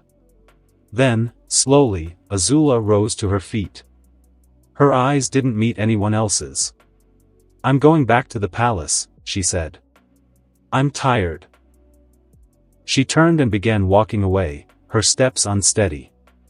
Mai and Tai Li followed close behind, casting worried glances between each other and back at her. As they disappeared from view, Han approached Tai Lung with a shake of his head. "You went overboard," he said quietly. "You broke the princess." Tai Lung didn't seem remorseful. "This way she won't annoy us too much, if at all." Han snorted lightly, then asked, "I hope you are right, I don't want to deal with royalty." "So what do you think of her? At this rate?" Tai Lung replied. "She'll be a better bender than her father in a few years at most. She's the most talented firebender I have seen, for sure." Azula sat in silence within the confines of her chambers, her gaze just staring at the space in front of her, her mind was far from the present. Her body no longer trembled, but inside, she was still shaking. She had been shaken to her very core. Never, not once, had she imagined a firebender could summon flames of such terrifying magnitude. It hadn't been just powerful, it had been absolute, a force of nature incarnate. No wonder her father lost to him. Fire Lord Ozai, once the most feared man in the Fire Nation, never stood a chance against that monster. In truth, no one in the Fire Nation did. As she slowly regained her composure, one thought took hold of her mind: she had to report this to her father. The spar was no longer a personal matter or a bruised ego. It was a warning sign. She knew just how deeply her father hated Tai Lung. Their relationship was bitter and cold. But now it was more than just personal conflict. It was a threat. She recalled the words Tai Lung spoke 2 years ago during the Agni Kai, change the ruling family. At the time, Azula had scoffed at the declaration, finding it too arrogant, even winning that Agni Kai didn't give him the ability to carry such a threat. But now? It sent chills down her spine. The threat was real and that monster has the ability to do it. She made her way to the Fire Lord's council chamber, her footsteps steady but purposeful. As the great doors opened and she stepped inside, every head in the room turned toward her. The heat of the central flame curtain cast long shadows across the polished floors. As always, her father sat behind the shimmering veil of fire, his posture regal and unreadable. Below him sat his closest ministers. This was not a war meeting, no generals or admirals were present. Ozai's deep voice echoed through the hall. "Why did you come here, Azula?" She stepped forward and bowed low. "Father," she said respectfully, "I bring a report, concerning Tai Lung." She recounted the events of the spar, how she challenged him, how he responded, and the fire he unleashed. She described it with as much clarity as she could manage, though even now the memory made her hands tremble. Silence followed. "No firebender," Ozai said at last, his voice low, "should be able to unleash that kind of power." One of the ministers nodded. "The fire she describes matches the records of firebending masters during Sozin's comet," he said. "But aside from that, no mention exists of flames that large or intense." Another minister added, "The only thing that might come close to it would be the Avatar. In the oldest stories. Is it possible that Tai Lung found a way to empower his firebending to that level?" Ozai turned his gaze to the man who had spoken, studying him with a calculating look. The minister immediately grew silent under the Fire Lord's piercing eyes. Then Ozai spoke again, slowly, thoughtfully. "The Avatar has been missing for nearly a century. Despite our nation's efforts, he has not been found. What if he died more than once? And Tai Lung is his latest reincarnation?" The chamber fell into stunned silence. None of them had considered the possibility before, but now that it had been spoken aloud, it took root in their minds. The ministers exchanged glances. "Could it be?" "It is possible," one finally said, hesitantly. "It would explain his unnatural power and skill." Ozai nodded slowly. "And it explains his strange stance during the Agni Kai 2 years ago. Perhaps no one taught him, it simply came to him, naturally." As the Avatar, Azula remained still, her eyes wide with realization. That would explain everything. His raw strength. His effortless mastery. His power surpassed anything the Fire Nation had ever seen.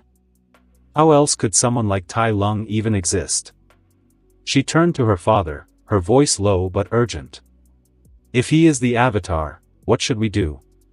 Ozai's gaze hardened, and for a moment he didn't speak. His mind was clearly deep in thought, calculating the risks. Expose Tai Lung now and order his arrest. But what if they failed? What if the Avatar turned against them? On the other hand, what if they were wrong? One of the ministers broke the silence. "I don't think anything should be done, not yet. Tai Lung has contributed greatly to the war effort. He's on our side. Why risk losing the Avatar? He could be our greatest asset." Another chimed in, "He might not even know. It's not unheard of. Some avatars don't realize their nature until much later in life. And there have been mistakes before, false reincarnations, misidentified candidates." Ozai's frown deepened. The risk was immense. While Tai Lung was not the type to follow orders blindly, he was still from the Fire Nation and acted in the benefit of their nation, but a misstep could turn him into a terrible enemy. And acting too late could allow that same enemy to grow even more dangerous. The Fire Lord considered every angle, every consequence. Finally, his voice cut through the silence like steel. "First, we confirm if he truly is the Avatar," Ozai said coldly. "Then we decide what to do. For now, nothing of this is to be shared." The flickering flames of the council chamber cast long shadows across the floor as silence lingered after Fire Lord Ozai's final words. Ministers remained still, their eyes on the throne. Then, quietly, Azula stepped forward once more, her voice calm and measured. "It might be more beneficial to spread that," she said. Ozai's gaze turned to his daughter. He said nothing, but his expression beckoned her to continue. Azula offered a faint, knowing smile. "We can spread rumors about my spar, and that Tai Lung is the new Avatar. Whether it's true or not is irrelevant. What matters is perception. The idea that the missing Avatar has returned, and is fighting for the Fire Nation will raise the morale of our soldiers and terrify the other nations. They'll believe the Avatar has chosen to support us." A murmur spread through the ministers seated around the chamber. Some leaned closer, intrigued. Ozai remained silent, though his eyes had sharpened with interest. Azula paused for effect, then resumed. "It will also restore the royal family's prestige. No one will say the Fire Lord lost to a child anymore. Instead, they'll say he lost to the strongest bender in the world, someone who holds the knowledge and instincts of countless lives. That's not a terrible defeat, it was a small misjudgment at most." Ozai's eyes narrowed, the flames behind his throne flaring slightly. "And what if that makes Tai Lung decide he is the Avatar? What if he decides to bring balance to the world?" His tone darkened. "He is the son of a highly respected admiral, one with many loyal supporters. This could turn into a civil war." Azula nodded, unshaken. "We won't address the rumors publicly," she said. "Let them spread on their own. Then, we'll bring in one of the fire sages to examine Tai Lung and declare that he is not the Avatar, regardless of the truth." She took another step forward, her voice growing more confident. "At the same time, we quietly ask the Admiral to keep his son's supposed Avatar status alive for the benefit of the nation. That way, Tai Lung will continue acting in ways befitting the Avatar, thinking he's not. And our enemies, and our people, will believe the Avatar is aiding the Fire Nation.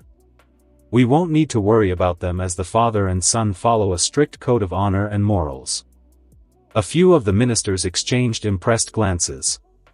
One finally spoke, his voice respectful. "The princess is wise beyond her years." Another nodded in agreement. "To turn this into propaganda, brilliant." Azula allowed herself a satisfied smile. Ozai leaned back on his throne, folding his hands. He regarded his daughter for a long moment, then finally spoke. "Very well," he said. "We shall follow the princess's plan." The next day, the capital of the Fire Nation buzzed with excitement. From the bustling markets to the quiet tea shops, from the soldier barracks to the noble estates, a single rumor took hold of every conversation: Tai Lung, the son of Admiral Lung, is the new Avatar. Eyewitnesses to the spar between him and Princess Azula shared their accounts in vivid detail, each more dramatic than the last. Some claimed the flames he summoned resembled a river of blue fire, others swore the ground melted from his power. The story spread like wildfire, igniting both awe and fear. And before long, it reached the Lung estate. Tai Lung sat in front of his parents in the quiet study of the Lung estate. The low hum of voices outside hinted at the storm of rumors sweeping through the capital. Tai Lung had an annoyed look on his face, his brows knitted. "Who came up with this rumor? I can only bend fire. One element, no matter how powerful, doesn't make me the Avatar." Admiral Lung met his son's gaze. "After the strength you showed in that spar and the skill against the Fire Lord back then, it actually makes more sense than you just being a very talented young bender." Beside him, Tai Lung's mother reached over and placed a gentle hand on her son's knee. "Maybe you really are the Avatar," she said softly. "And you just don't know it. It's happened before." Tai Lung sighed and rubbed his temples. There was no way he was the Avatar. He didn't belong to this world to begin with, but his mother didn't know that. After a moment of silence, he spoke up, clearly annoyed. "What now? How do we clarify this stupid rumor?"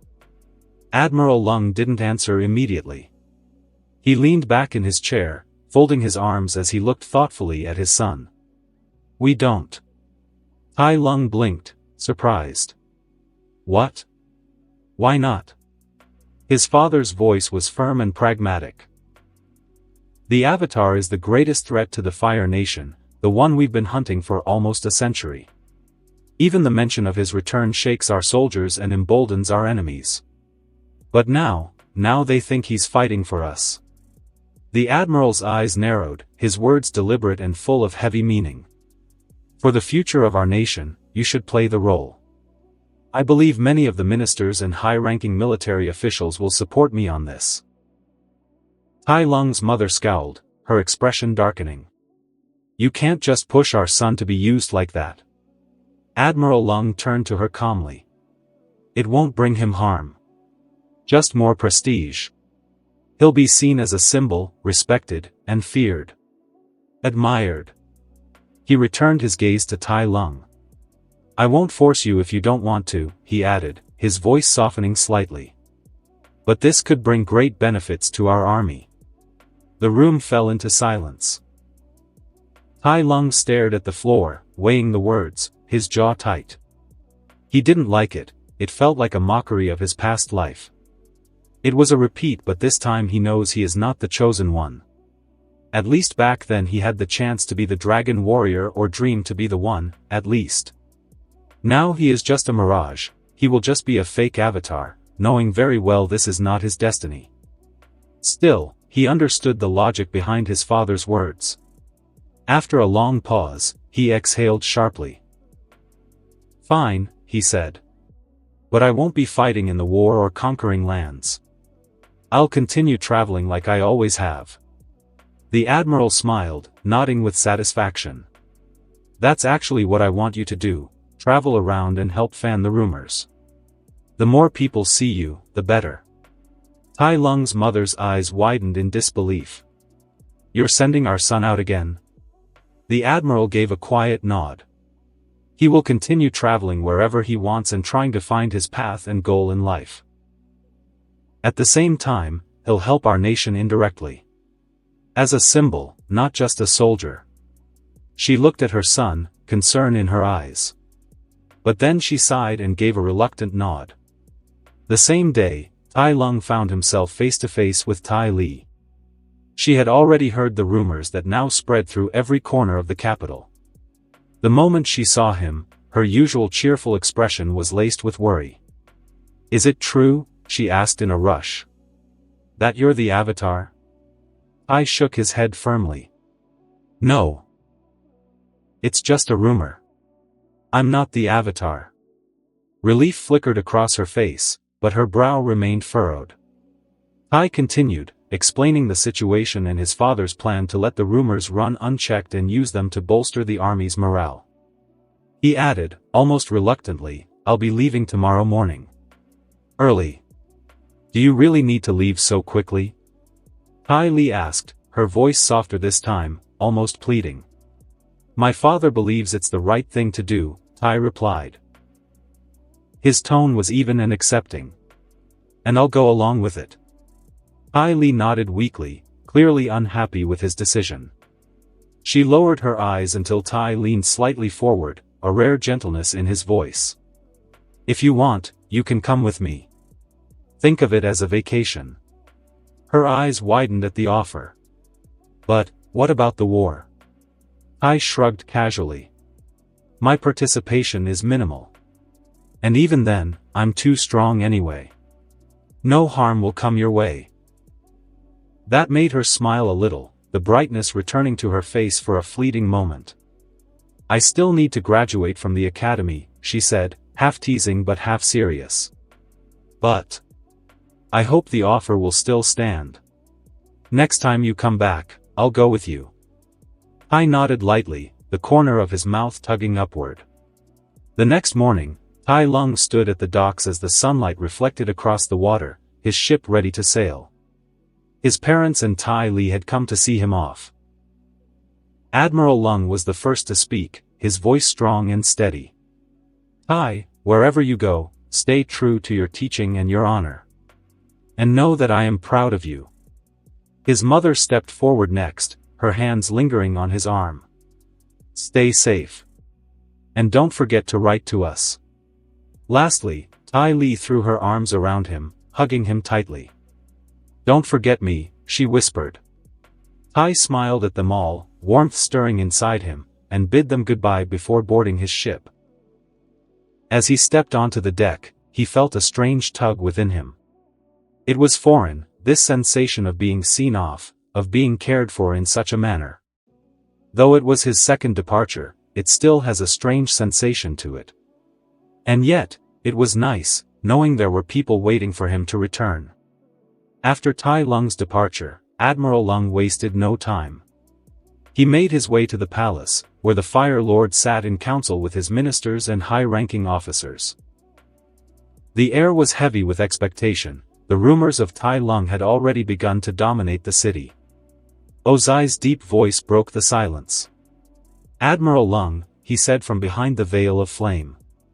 What do you think of these rumors? The admiral answered calmly. They are just that, empty rumors. But they are not a bad thing. Quite the opposite. He went on to echo Azula's earlier claim, that the whispers would raise the morale of their soldiers and strike fear into their enemies. We must maintain it, he concluded, and I have already sent Tai Lung to spread the rumors even further across the Earth Kingdom. The officers immediately nodded, voices murmuring in agreement as they began to see the benefits. But behind the curtain of fire, Ozai clenched his teeth. This was the conclusion he had wanted, yes, but not like this.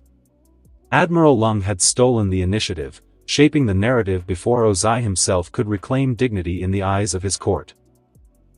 Still, he could not contradict the admiral now. In the end, Ozai gave a slow nod. It is a wise decision, he said at last, his voice cool and controlled. Spread the rumors further. Let the world believe it. And in his mind, Ozai's thoughts burned hotter than the flames before him. At least in the eyes of the public, I lost to the Avatar and there is no shame in that. Far out at sea, with the waves carrying their ship steadily forward, Tai Lung stood at the bow before his gathered crew. At the forefront was his vice-captain, Han, who crossed his arms with a faint smile. Captain, Han said, his voice carrying across the deck, everyone wants to know, are you the Avatar or not? Tai Lung's expression remained calm as he replied firmly. I am not the Avatar, I am just a powerful and skilled bender. But in front of the world, you will act as if I am the Avatar. My father believes this will boost morale and crush our enemies. A murmur spread through the crew, but no one spoke against it. Tai Lung let the silence linger for a moment before continuing. We will keep traveling as we did in the past. Nothing will change. Our duty now is to spread the rumors and, from time to time, aid the war effort when needed, mainly saving our soldiers if needed. Han nodded, his grin widening.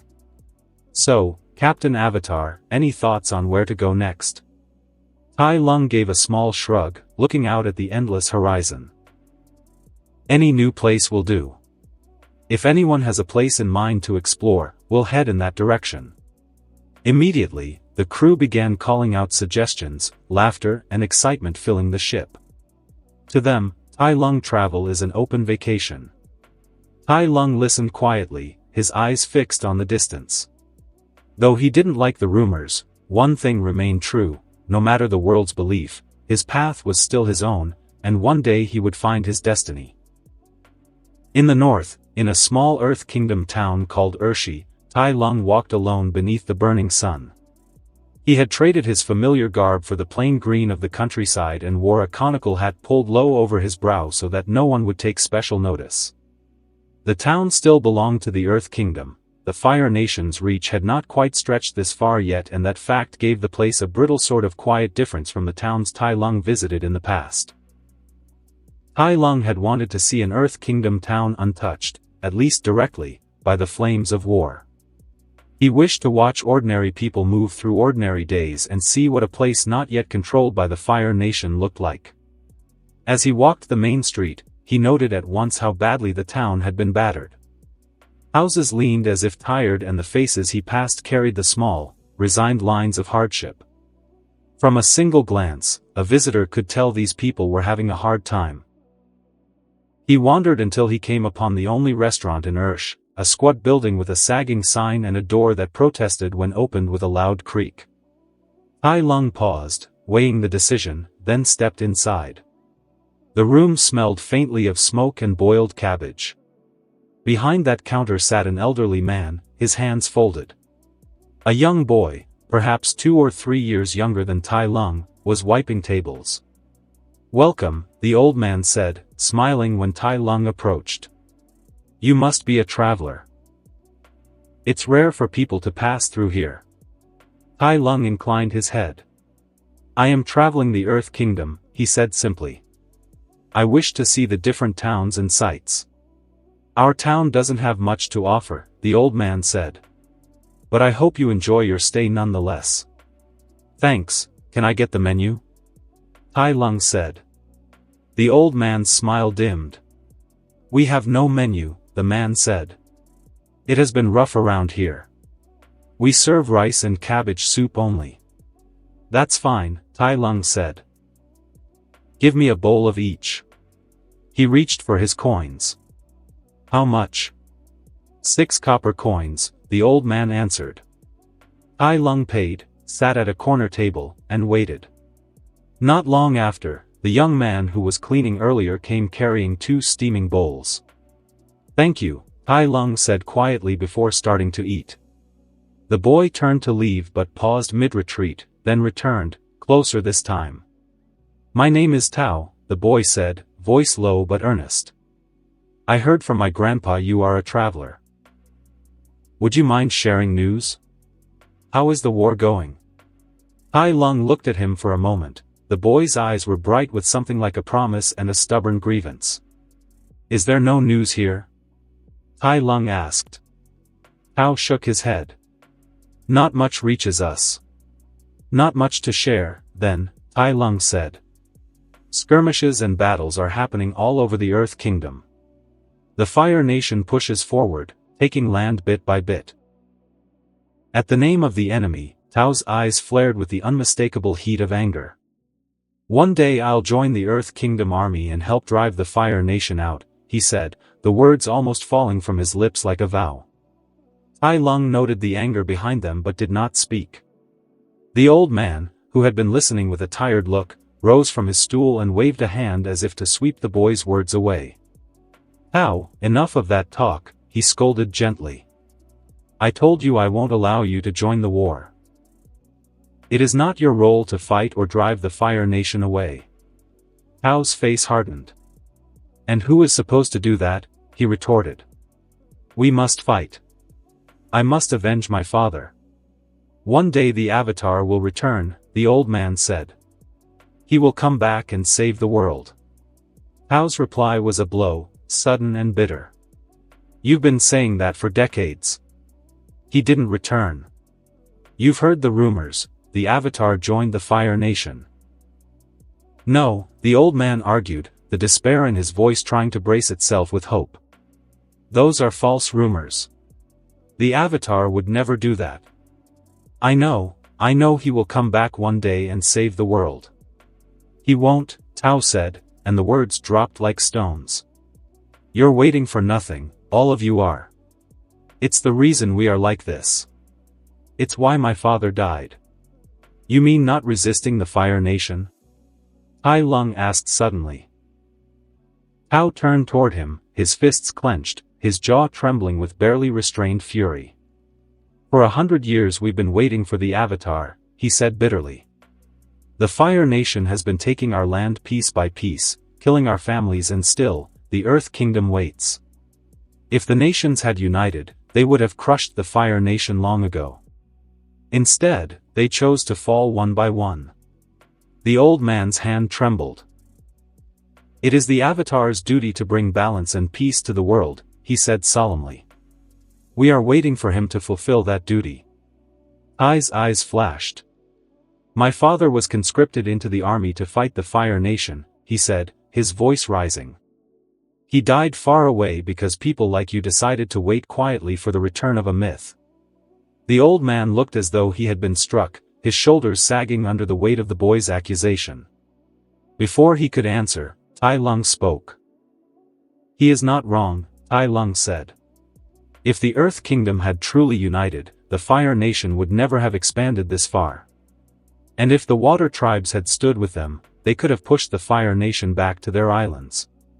Even on the day of the comet, if the two nations had aided the air nomads, they might have survived the extermination. The old man's eyes grew troubled at his words. Tao, however, looked at Tai Lung with renewed fire. So you agree we should fight?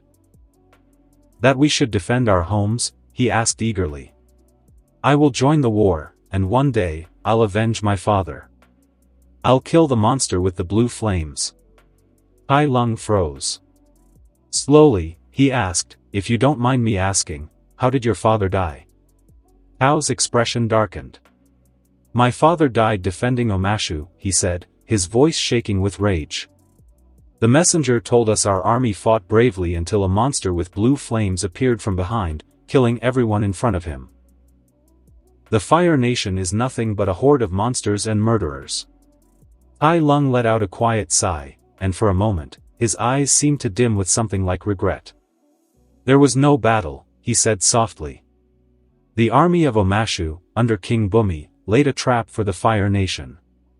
They slaughtered 5,000 soldiers, then tried to drown 5,000 more. The blue-flamed monster you speak of led the rescue. Yes, he killed, but only those who stood between him and the trapped men. He did not kill more than necessary. The Fire Nation does not encourage killing without reason, but... He paused, his voice dropping lower.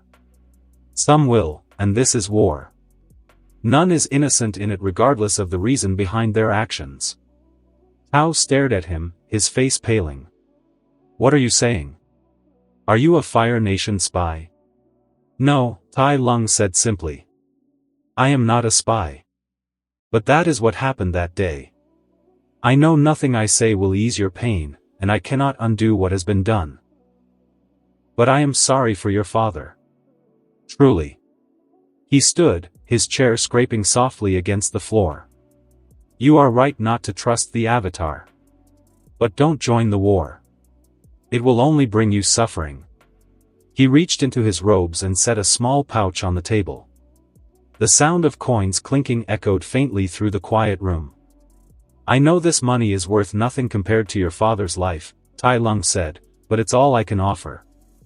Tao and the old man stared at him, too stunned to speak. The young man's anger faltered, replaced by confusion. Tai Lung turned toward the door and began to walk away. Wait! Tao's voice broke the stillness. Sir! Were you there that day?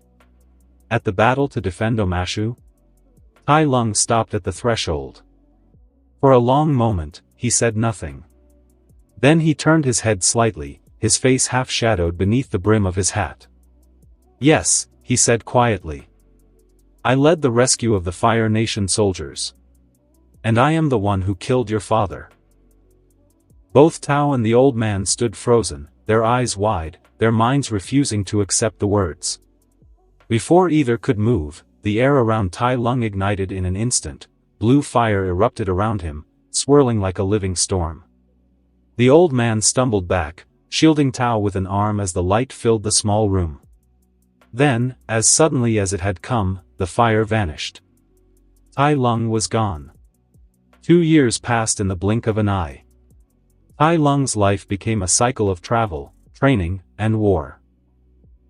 From dusty villages to fortified Earth Kingdom outposts, he left his mark wherever he went. Skirmishes flared across the land, and in each one, his might was displayed in full view of friend and foe alike. The rumors followed him, growing with every battle. To the Fire Nation, he was no longer just Admiral Lung's son, he was the Fire Avatar, a living weapon who struck fear into their enemies. Soldiers marched taller and prouder when his name was spoken. But in the Earth Kingdom, his shadow grew darker, and fear spread across the land. To them, the Avatar had returned as a monster, a traitor to balance, now waging war at the Fire Nation's side. Mothers hushed their children with his name, generals and resistance cursed their luck at hearing he was spotted nearby. Yet for Tai Lung, the war was just a minor effort in his life. Wherever he roamed, he took the time to write home. He responded to letters. The letters carried the warmth of his mother's love, the weight of his father's pride, and Tai Li's longing words, each one reminding him he had people waiting. Vice Captain Han never failed to remind him, "Don't forget gifts for your fiancée." And so, whether it was a finely carved trinket or a silk scarf dyed in Earth Kingdom hues, Tai Lung made sure to send gifts to Tai Li. Today, he and his crew stopped at a Fire Nation-controlled southern base to resupply. The harbor was busy with cargo being hauled and soldiers moving about when another ship limped into port, a worn and damaged vessel that stood in stark contrast to the well-kept Fire Nation fleet. From it disembarked a boy with a scarred face and a weary gait, Prince Zuko. Behind him, as ever, walked the wise figure of General Iroh. Tai Lung had heard the stories. Banished for disrespecting the Fire Lord during a war council, the prince was sentenced to exile until he accomplished something worthy of returning. A punishment cruel enough that even soldiers thought the Fire Lord went too far with it. As Tai Lung's sharp eyes lingered on the pair, Iroh glanced up and noticed him. The old general's brows lifted in recognition, and after whispering something to his nephew, he turned back to Tai Lung and raised a hand in warm greeting. Zuko, by contrast, froze only for a heartbeat before averting his gaze.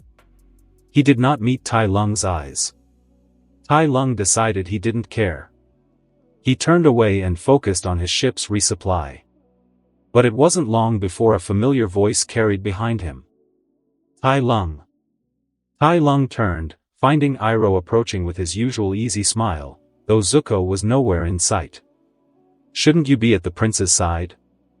Tai Lung asked bluntly. Iroh's smile dimmed into a sigh. "The prince is having a difficult time. He feels lost in this world. Zuko is not a bad person, but he is ashamed to face you after what happened years ago." Tai Lung gave a small nod. "That's okay. I'll be leaving soon anyway." Iroh hesitated, his hands folding behind his back. "Perhaps, you might meet him? Talk to him. Sometimes, a familiar voice can help more than you think." Tai Lung shook his head. "We're not at the level where we can talk comfortably.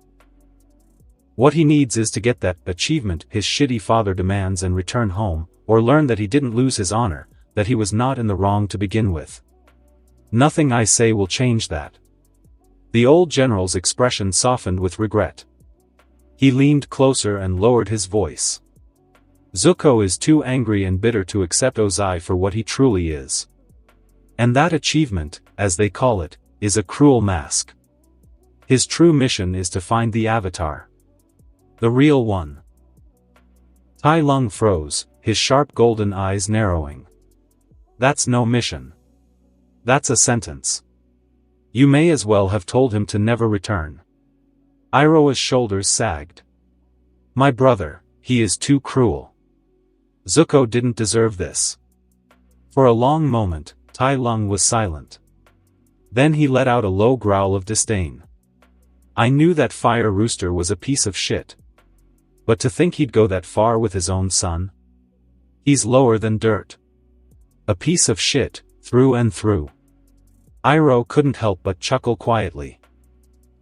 "My brother would not be pleased to hear you call him that." Tai Lung snorted. "If he has an issue, we can always have a second Agni Kai." General Iroh laughed at that and said, "I highly doubt my brother would agree to that. So Tai Lung, I heard you refused the promotion to a commander." Tai Lung replied, I prefer to remain a captain, a single ship and free to go wherever I want. On the other hand, being a commander is a pain. Iroh shook his head, hearing that getting a promotion is the dream of every soldier, except for Tai Lung apparently. Tai Lung glanced at Zuko's ship and asked, how come your ship was damaged like that? Did you encounter some water tribe raiders? Iroh didn't answer immediately. He looked at Tai Lung carefully, then said, nothing major, just an accident in the South Pole. Tai Lung nodded, then turned his back and started walking toward his ship. It was nice meeting you here, General Iroh. I wish you and Zuko luck. You'll need it. The general stood there, watching as the younger man walked away without a single backward glance. A sigh escaped him, heavy and sorrowful. He had hoped Tai Lung might still hold a spark of friendship for Zuko, something to ease the boy's suffering, especially after the unexpected events in the South Pole. But it was clear to him now, Tai Lung had moved beyond such ties, leaving the prince to walk his exile alone. Iroh wondered what Tai Lung would do when he meets the real Avatar. Days later, Tai Lung was training near the rocky shore, his strikes sharp and full of power as waves crashed behind him. The salty wind tugged at his clothes, but his focus was entirely on his training until Han emerged from the nearby forest, his voice interrupting the steady rhythm of Tai Lung's movements. Captain. The truth is out. Tai Lung straightened, lowering his stance, a brow raised. What truth? Han crossed the sand toward him, his expression both serious and strangely amused. That you're fake. The real Avatar has been found. For a moment, Tai Lung simply blinked at him, then let out a low hum. Is that so? And how reliable is this news? It should be true, Han replied quickly. It said Prince Zuko found the Avatar in the South Pole and failed to capture him. Here, look at this. From within his robes, Han produced a paper and handed it over. Tai Lung unfolded it and studied the crude but clear drawing, the face of a young bald boy, an arrow painted across his forehead in stark lines. Han pointed at it. This is the Avatar.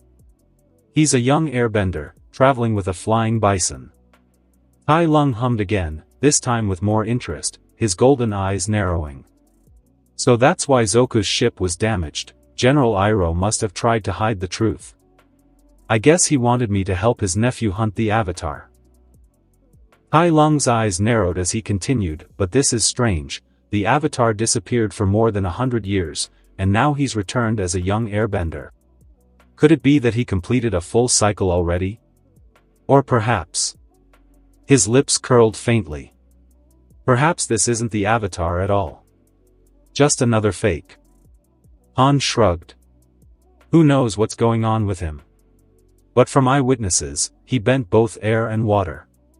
That made Tai Lung's smile widen. All the better. I would like to meet this Avatar.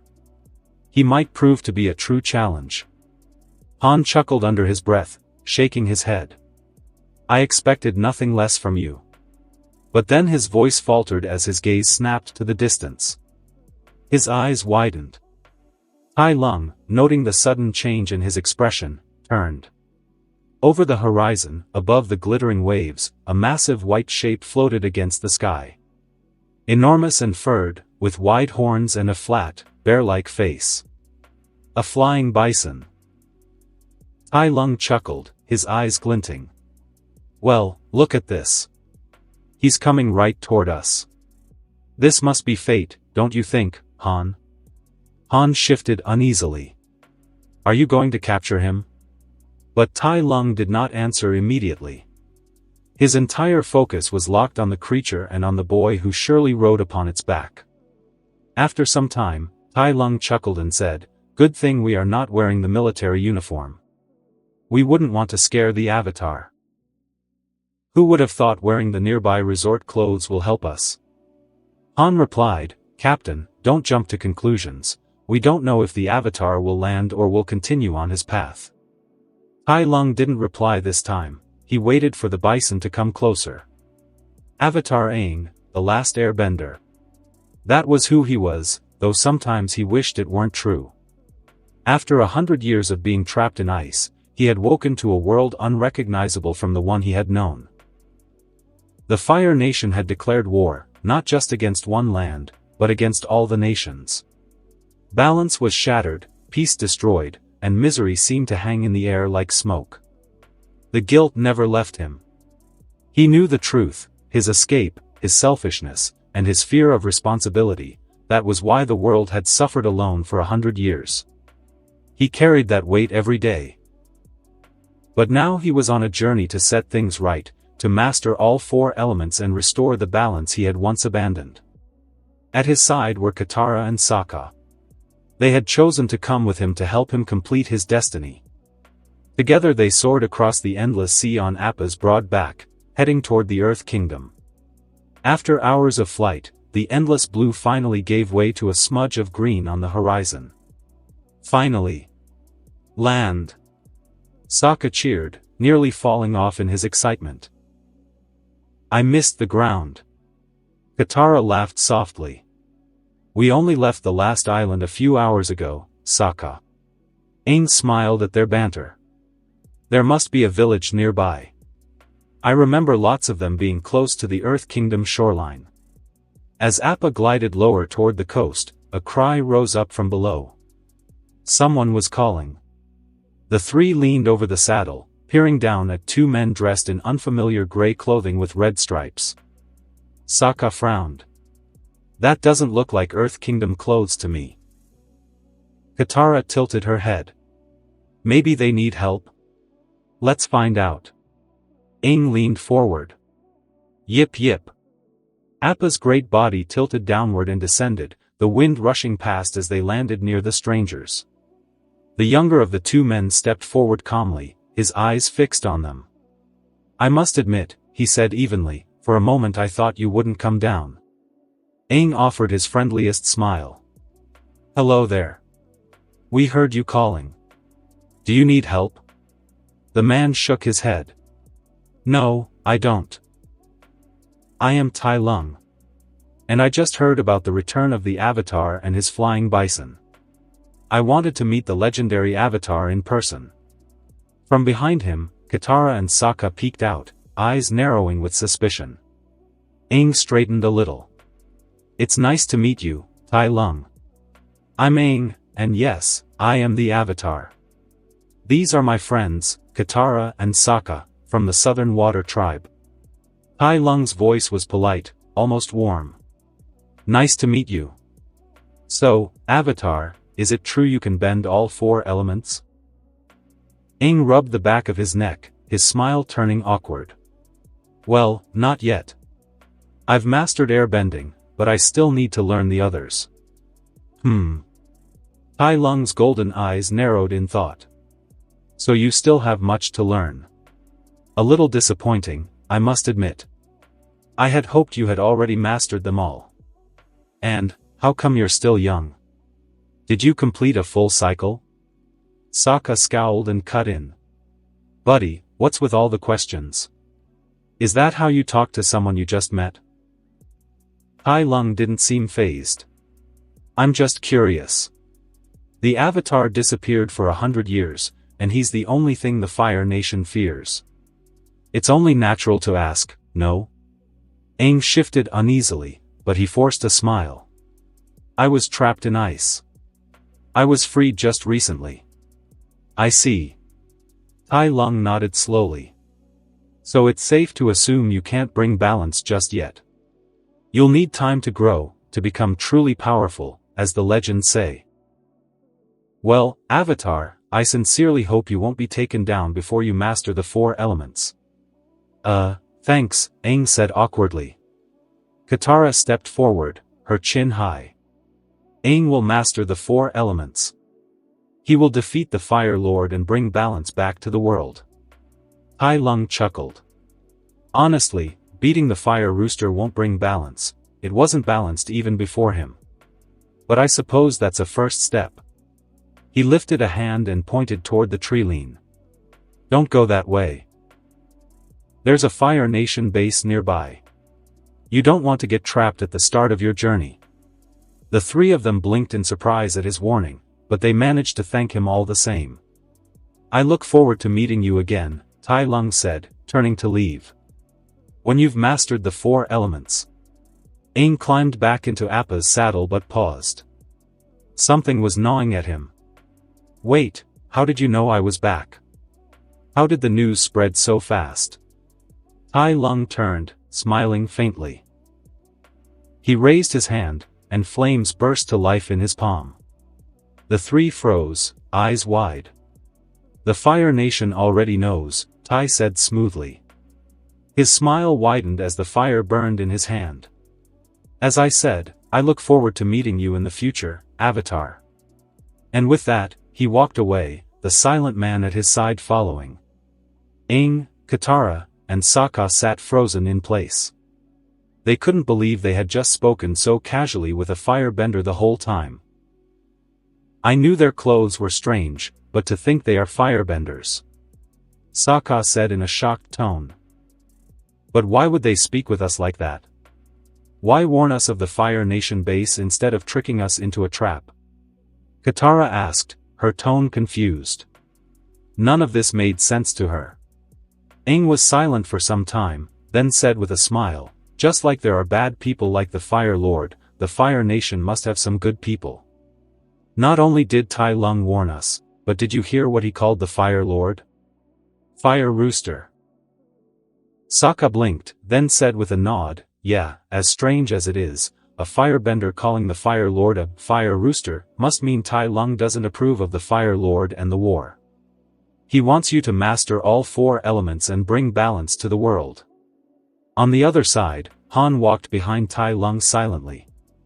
When they were far enough from the Avatar and his group, he spoke. Captain, not only did you not try to fight or capture the Avatar, but you even warned him of our base. That's treason.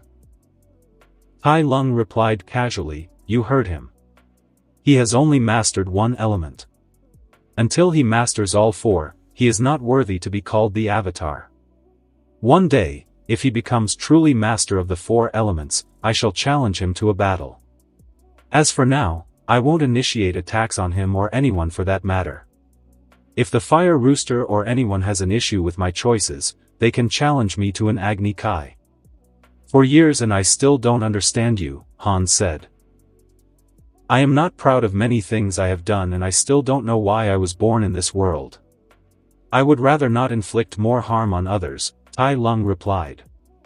Han sighed and said, I won't report our encounter with the Avatar or any of your words. After a moment of silence between the two, Tai Lung said, you know, I am a little jealous of that bison. The Avatar and his group can travel so quickly and easily in the sky. It would be nice if I could fly as well. Tai Lung stopped in his tracks, then said, we can propel ourselves with fire. If I use enough power and control, I should be able to fly, no? Now that's something worth trying. What do you think? Han shook his head and said, this is madness. After their encounter with Tai Lung, the group decided to heed his advice and instead move along the southern shoreline, far enough to avoid the Fire Nation army and close enough to find any of the southern Earth Kingdom islands. As they traveled, they unknowingly came across Kyoshi Island. As the group landed on the island, they were quickly captured by the Kyoshi warriors and led into the village for interrogation, tied and blindfolded. You 3 have some explaining to do. Who are you and why did you come to our island? The chief of the island asked. And if you don't answer all of our questions, we are feeding you to the sea fish, a girl added. Show yourselves, cowards. Sokka spoke loudly. The girls stepped forward and removed the blindfolds from the trio. Sokka, looking around at the painted faces of the girls, asked, where are the men who captured us? There are no men. Now answer our questions, the girl next to the chief answered. Yeah sure, as if we would believe a bunch of girls did that, Sokka replied sarcastically. A bunch of girls? It looks like the fish will eat well tonight, the girl replied threateningly. No, don't hurt him. My brother is just an idiot sometimes, Katara spoke up in fear for Sokka. It is all my fault. I wanted to ride the elephant koi fish, Aang answered. How do we know you are not from the Earth Kingdom and you are here to spy on us? Kyoshi has nothing to do with this war, the chief asked sternly. Aang's face brightened as he said, this island is named for Kyoshi? I know Kyoshi. And how could you possibly know her? She was born here 400 years ago, the chief replied with disdain. I know her because I am the Avatar, Aang answered with a confident smile. There was a moment of silence, then the chief spoke, they are liars and imposters. Feed them to the fish. The Kyoshi warriors all took a stance. Katara spoke up, Aang, do something. Show them you are the Avatar.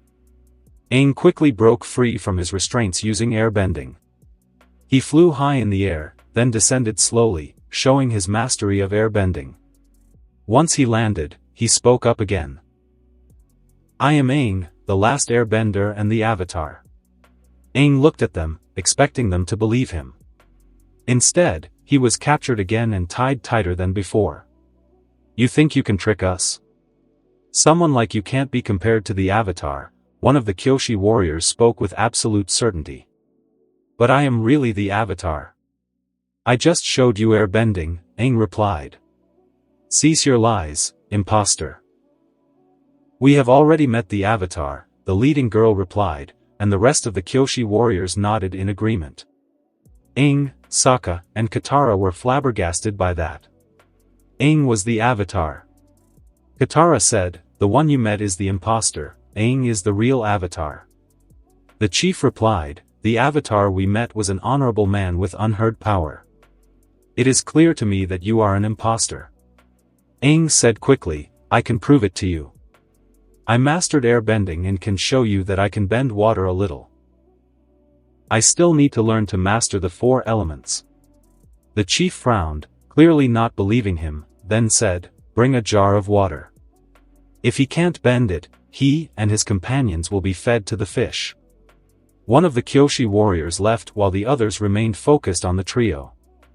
Shortly after, the girl returned with a jar of water and put it in front of Aang, while 2 more Kyoshi warriors freed Aang but were clearly on guard for any sudden movement. Aang moved to show them he could lift the water and move it in the air, which left the Kyoshi warriors and chief shocked. The chief spoke, how could this be? He can bend water and air. He is the real Avatar.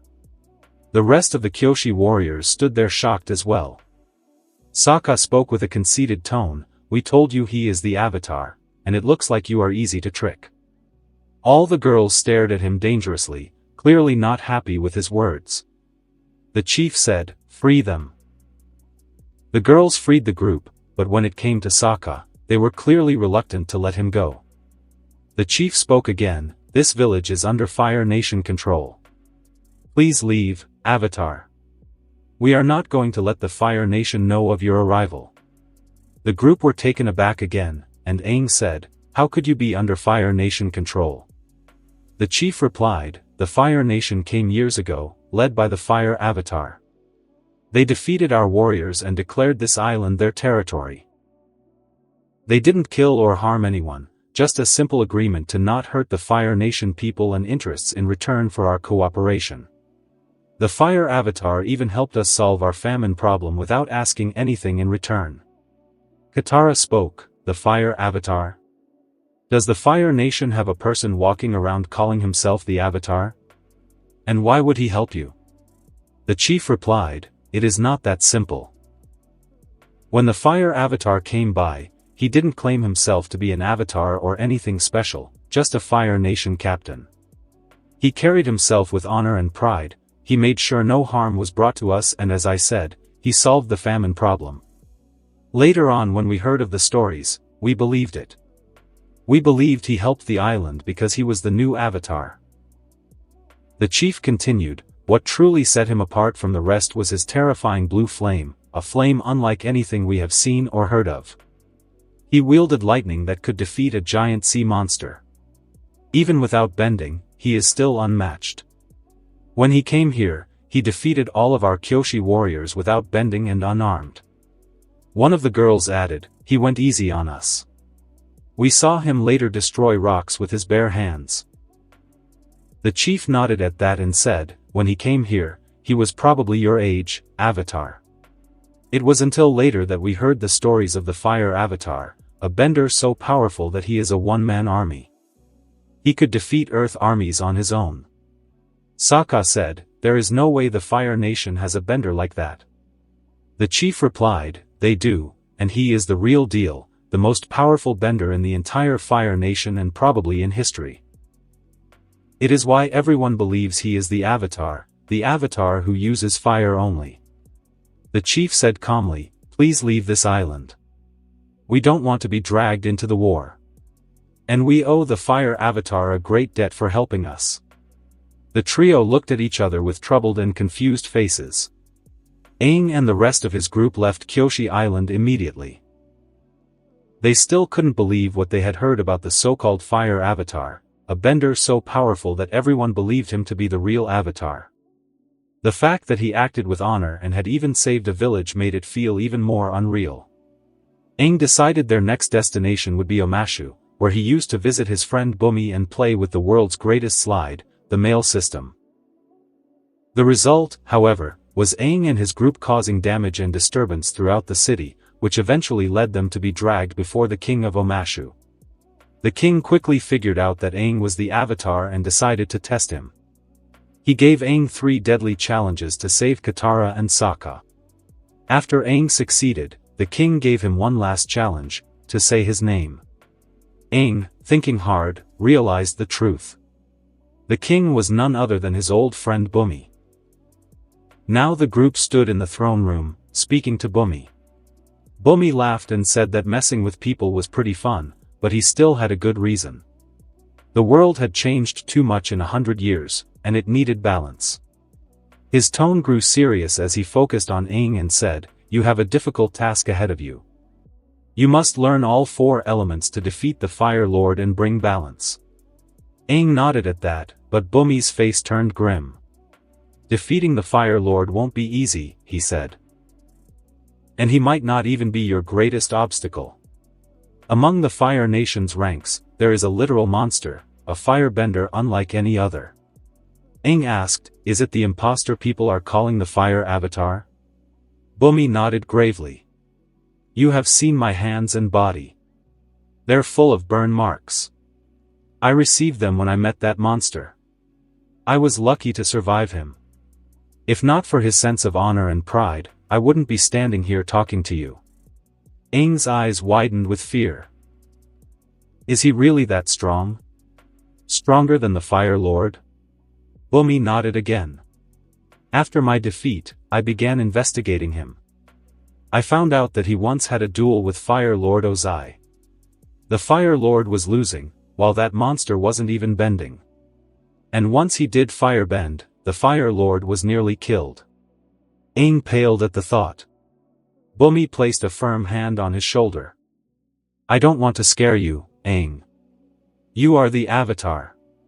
Once you master all 4 elements, I know you can defeat that monster. But before then, you must avoid him at all costs. Before you are ready, if you hear the name Tai Lung, just run. Aang was stunned. His heart pounded as he asked, this Tai Lung, how does he look? Bumi thought for a moment and described him, his golden eyes, black hair tied into a ponytail, sharp young features, and that he was only 16 years old. Aang swallowed hard, and so did Katara and Sokka. Bumi noticed the change in their expressions. He blinked, then asked slowly, you met him, didn't you? Aang nodded. After Aang and his 2 friends left, Bumi sat alone in the throne room, his gaze drifting to his burned hand. The scars had long since healed, but the memory of how he got them never faded. He was surprised to hear that Aang had already met Tai Lung and even more surprised that Tai Lung hadn't tried to fight him. It wasn't clear why Tai Lung had chosen not to capture or test the boy. But in Bumi's mind, the answer was simple enough. Tai Lung most likely wanted to face the Avatar at his full strength, not a child who only knew how to bend air. In Bumi's eyes, that was the best possible outcome for now. Aang needed time to grow, to learn, and to become a proper Avatar. Whatever Tai Lung's reasons were, the result was the same. It had allowed Aang to walk away safely, and perhaps, for the foreseeable future, things would remain that way. Bumi's mind drifted back to the day he had first met Tai Lung. That day still burned vividly in his memory. In his long life, he had faced countless opponents, but Tai Lung was different. He was a monster unlike any bender Bumi had ever seen. In truth, when the rumors spread claiming Tai Lung was the Avatar, Bumi had believed them. Bumi sighed, leaning back on his throne.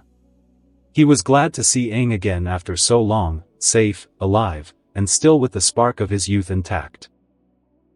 And most of all, he was glad that the worst had not come to pass.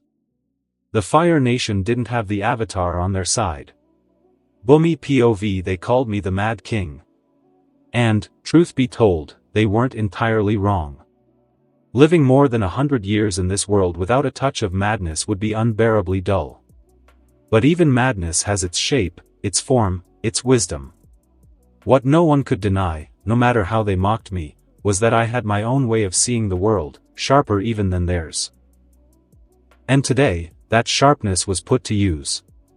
I was leading my army into the Zaofu mountain range, prepared to ambush the Fire Nation soldiers. I had placed scouts there long ago, expecting the Fire Nation might try their luck in those difficult peaks. The path was narrow, steep, and difficult for an army to march through. Which made it the perfect place for them to attempt it, thinking no one would guard such a treacherous route. How wrong they were. The instant my scouts spotted the red tide approaching, word was sent to me. Without hesitation, I marched with 3,000 soldiers. Thanks to the terrain and our quiet preparations, it's always best to prepare, just in case. We reached the range before the Fire Nation, setting our trap with ample time. The Zaofu Mountains had a valley cutting through them, a thin scar with 2 small rivers running through its belly. And at the center, there was a long pass so narrow that no more than 10 men could walk side by side. That pass was the key to everything. I divided my forces in 2. The first, smaller force would lie in wait atop the cliffs, watching the enemy funnel through the pass. At my signal, they would bring the mountains down, rocks, boulders, and the earth itself to close the pass and crush the invaders beneath stone. The second, far larger force would encircle the valley. Their task: seal it with rock and, at the same time, block the 2 rivers. The water would swell, flooding the valley, trapping the enemy inside. When the Fire Nation realized the pass was sealed and their path blocked, it would be too late. I had no interest in a frontal clash.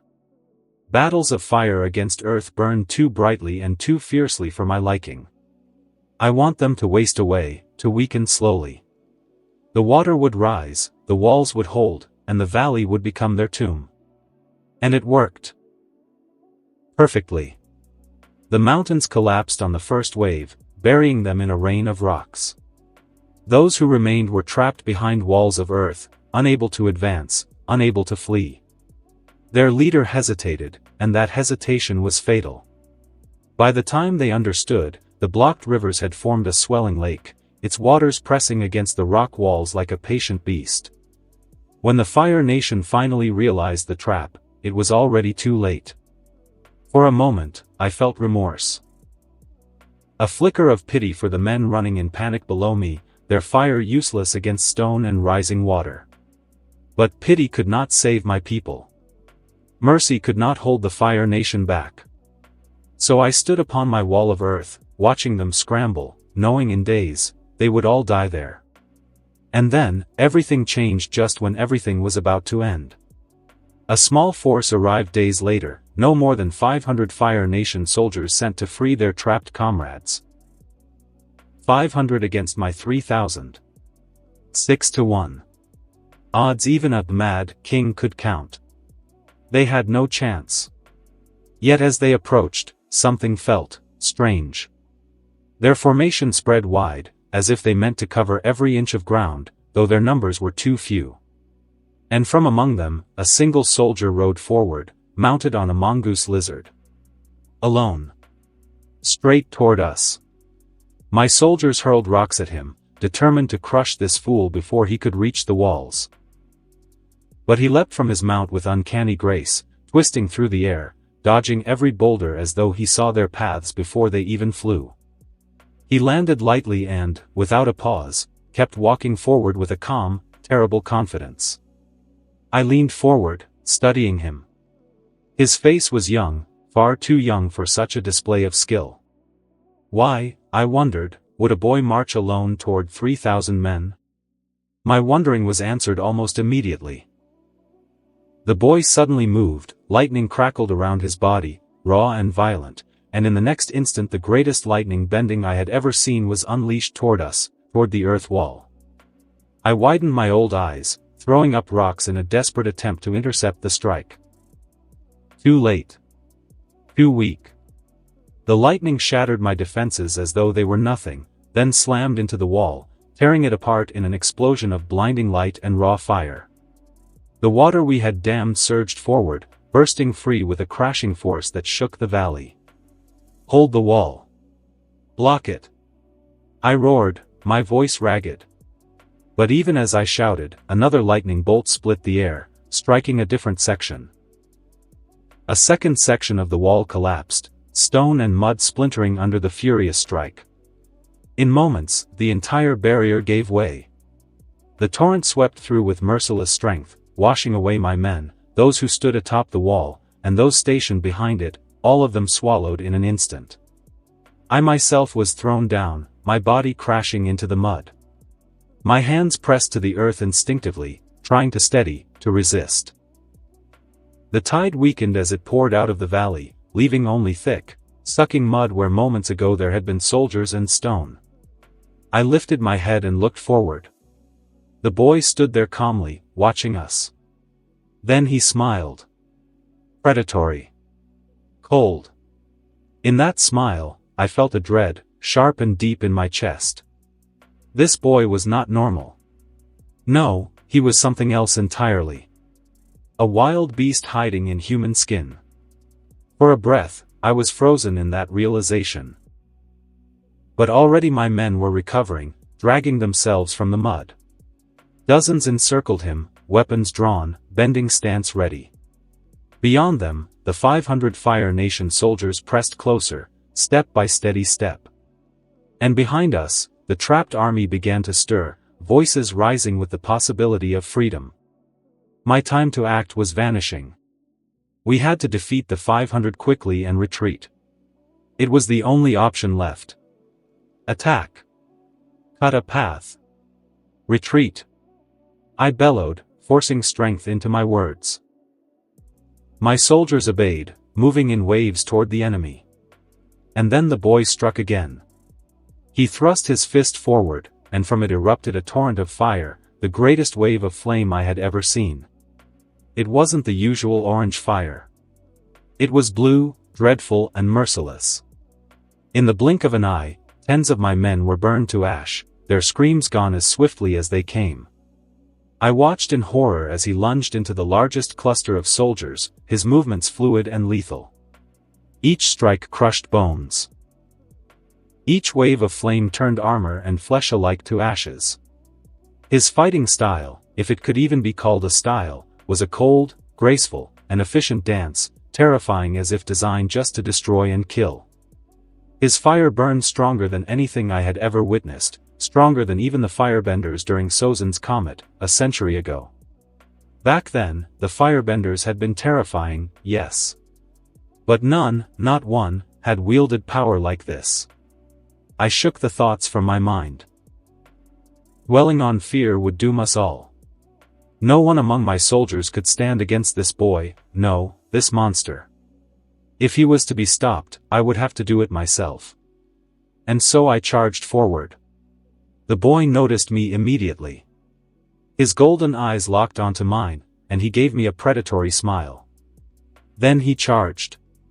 I reacted quickly, wrenching a massive boulder from the earth and hurling it into his path.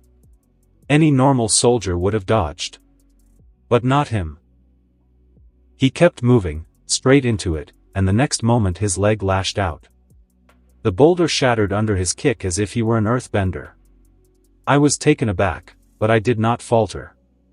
With a sweep of my arms, I bent a wave of mud to engulf him.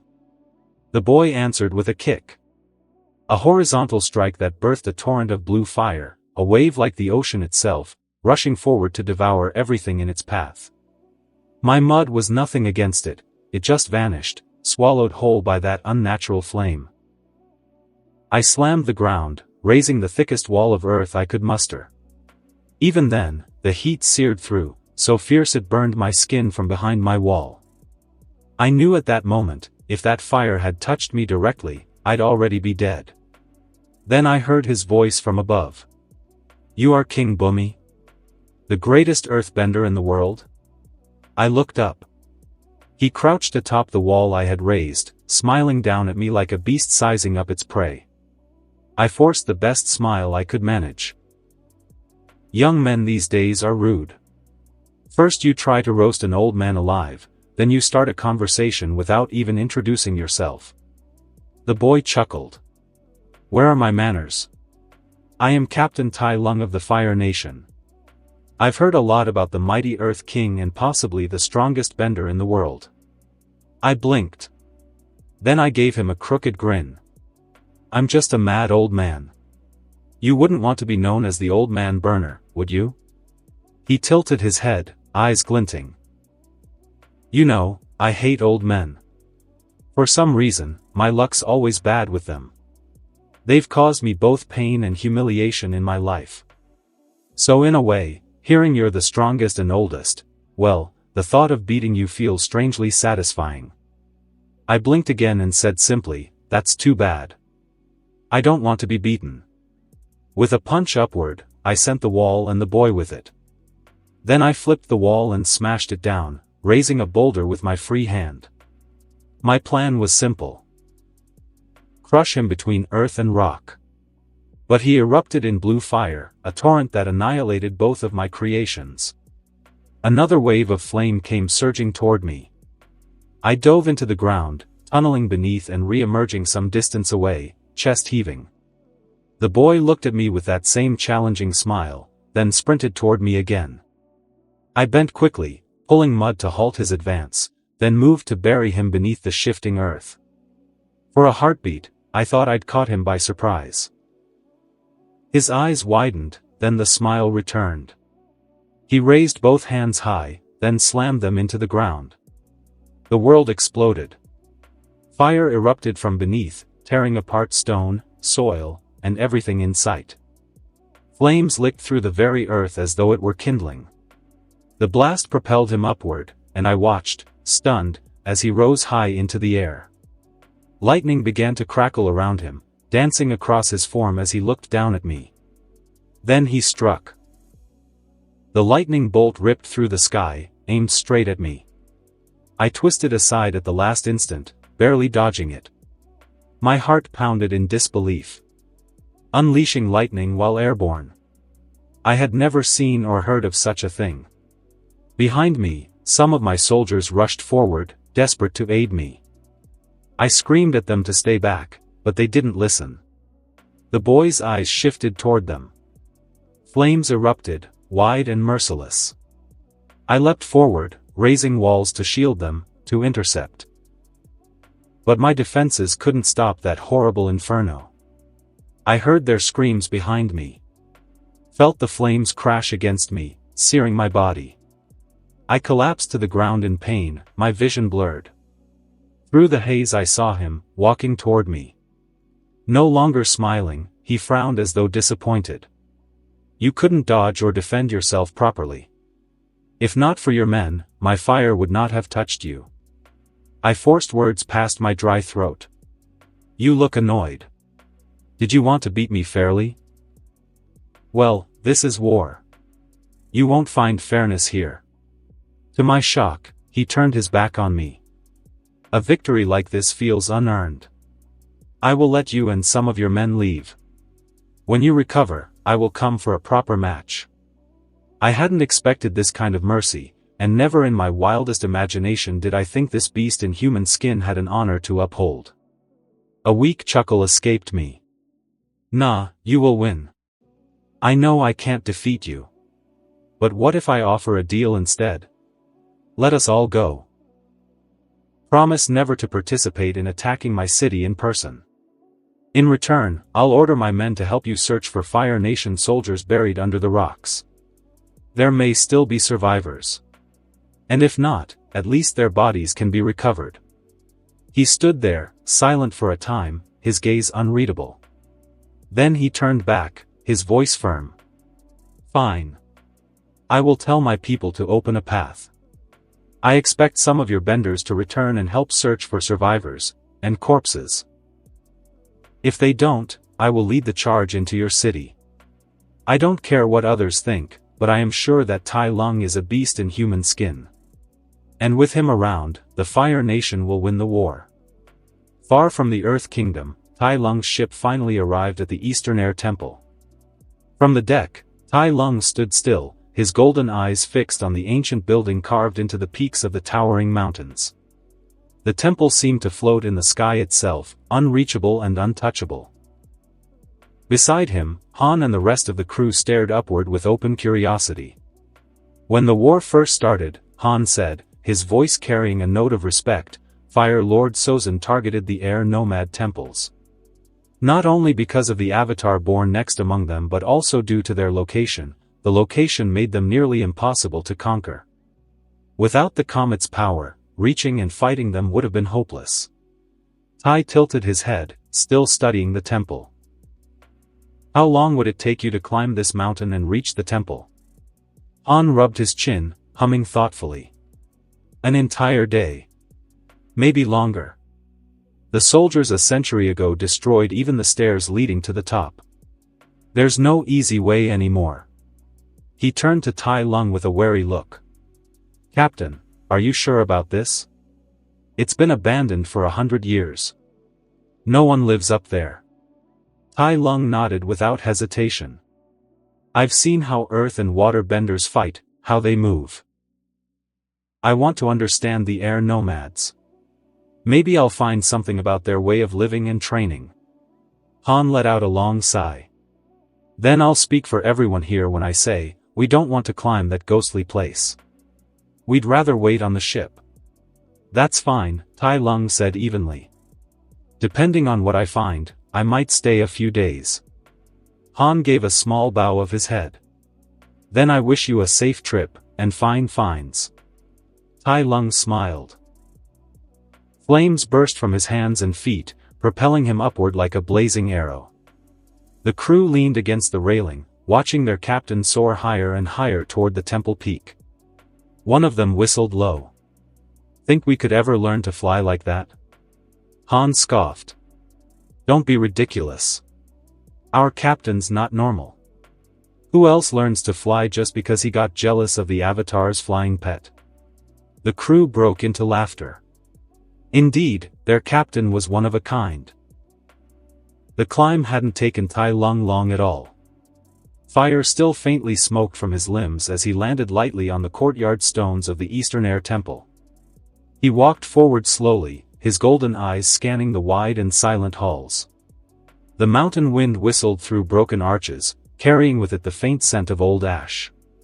All around him lay scars of war, burned walls, shattered tiles, and gouges in stone where fire had raged a century ago.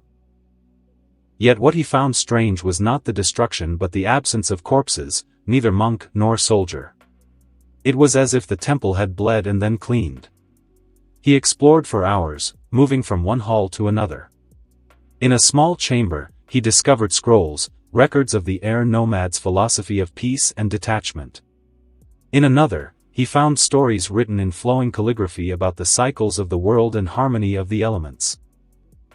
Eventually he stumbled upon what seemed to be a training ground. The faded rings marked into the floor hinted at movements and practices foreign to him. Tai Lung studied it all carefully. Finally, he climbed to the temple's highest peak, where a small courtyard opened to the endless sky. To his surprise, he was not alone. An old man sat cross-legged in the center, eyes closed, posture serene, as if untouched by time. As Tai Lung stepped closer, the man opened his eyes and smiled gently. Ah! A visitor. I did not expect one today. Tai Lung tilted his head. Nor did I expect to find someone living here. Are you, a survivor of the air nomads? The man shook his head, his smile never fading. No, not an air nomad. But you could call me their spiritual brother. I am Guru Puthik. Tai Lung's brow furrowed. Then why stay here, alone? It must be a lonely existence. It is not so bad, Puthik replied. The skies are full of birds, and the mountains are full of life. Loneliness is only a burden if you resist it. The universe guided me here, so I wait. I wait to teach someone inner balance. But... He looked at Tai Lung more closely, eyes glimmering with quiet certainty. It is not you. Of that, I am sure. Tai Lung chuckled softly, though curiosity flickered in his eyes. And how do you teach inner balance? Isn't that something achieved only through meditation and peace within? Puthik nodded. Yes. But peace is not always simple to reach. Many do not see what holds them back. Sometimes only reflection, or another's guidance, can reveal it. For a moment, Tai Lung's mind drifted back to the Jade Palace. He remembered Shifu's teachings and the whispered truth that the highest mastery of Qi required inner peace. Yet no master had ever explained how one was to find it. It was always left for the Kung Fu master to stumble into. Puthik's gaze sharpened, sensing the storm beneath Tai Lung's calm. I can feel it within you, rage. A storm unchecked. One day it may consume you, drive you to commit acts you can never take back. If you are willing, I can teach you to erase that rage. Tai Lung stiffened, genuinely caught off guard, his mind drifted to his past life and actions. After a long pause, he muttered, Thanks for the offer. But I am fine as I am. Denying imbalance is imbalance itself, Puthik replied gently. Peace begins with admitting your chains. Only then can you release them. The words gnawed at Tai Lung's pride. He stayed silent, his jaw tight, his mind circling old teachings, old failures, and old fury. At last, he gave a curt nod. Fine. How do we start finding inner peace? The guru's face lit up with a smile. From his side, he lifted a wooden bowl brimming with a yellowish liquid with a sharp scent of onion. Tai Lung blinked at it. You don't expect me to drink that, do you? Puthik chuckled, took a long sip himself, and smacked his lips. Ah. Tasty. He extended the bowl once more. Reluctantly, Tai Lung accepted it. He raised the bowl to his mouth, took a gulp, then lowered it again. You must have a unique taste to enjoy something like this. Puthik laughed warmly, the sound echoing into the vast mountains around them. Puthik led Tai Lung deep into the mountain, through a narrow passage that eventually opened into a vast cavern. The cave's ceiling had cracks that let faint streaks of light spill inside. Scattered across the rocky floor were several small ponds, their surfaces reflecting the faint glow. The silence here was heavy but comforting, broken only by the faint dripping of water. The guru sat cross-legged in front of one of the ponds and gestured for Tai Lung to join him. Tell me, Puthik began softly, what do you know about chakras? Tai Lung lowered himself onto the floor. There are 7 chakras within the body, he replied calmly. They connect the Qi pathways, and by opening them you gain mastery of Qi and even increase its flow. Puthik nodded. That is true. But when you open all 7, you achieve something greater, true inner peace and balance. I opened them long ago, Tai Lung said without hesitation. But Puthik shook his head, his eyes narrowing slightly as though peering into the ex-leopard's soul. No. I can feel your chakras. They are half open. It is strange. I have never encountered someone like you. Usually, they are open or closed. But you stand in the middle. Your body is ready, but your spirit is not. For once, Tai Lung was silent, unsure how to respond. At last, he said simply, how do we start? We unlock them one by one, Puthik replied. First, we must free your spirit of its burdens and shackles. Sit. Breathe. Close your eyes. Tai Lung obeyed, closing his eyes as the guru's voice echoed through the chamber. The first chakra, Puthik said, is the earth chakra. It lies at the base of the spine. It deals with survival and is blocked by fear. Tell me, Tai Lung, what do you truly fear? Search deep within yourself. I fear no one, Tai Lung answered immediately, his voice calm, almost dismissive. Puthik tilted his head. Then perhaps you fear not someone but something. Something yet to come. The words stirred something within him. Images flickered in Tai Lung's mind, memories of Fire Lord Ozai, brought low, defeated and humiliated. Then, sharper still, the humiliation of his own defeats, at Po's hands, at Kai's, at the chameleons. Each failure gnawed at him, each memory threatening to drag him down into bitterness. He didn't want to become like Ozai, a once great power reduced to a pitiful shadow in front of the world. But then he remembered the years of training, the endless hours of discipline. He steadied himself. If defeat came, he would not be like Ozai. He would fall with honor, with courage, not in disgrace. When he opened his eyes again, they were steady. Puthik smiled warmly. Congratulations. You have opened your first chakra. That is the fastest I have ever seen. Tai Lung inclined his head lightly. What comes next? The second, Puthik said, is the water chakra. It lies in the sacrum, and it deals with pleasure.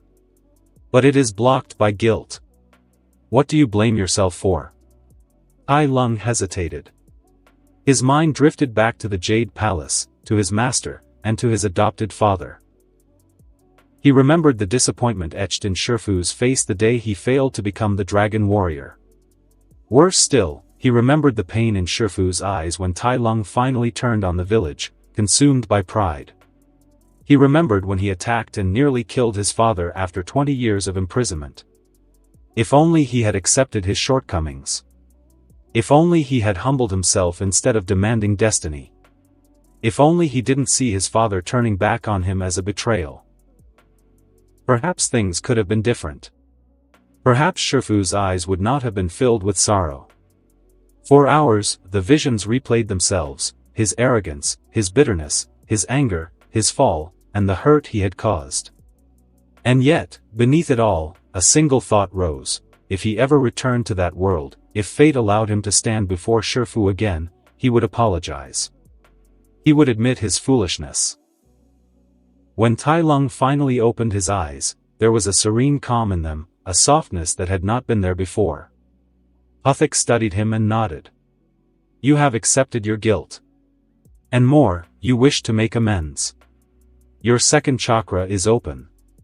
The meditation cave was still, the faint sound of dripping water echoing softly.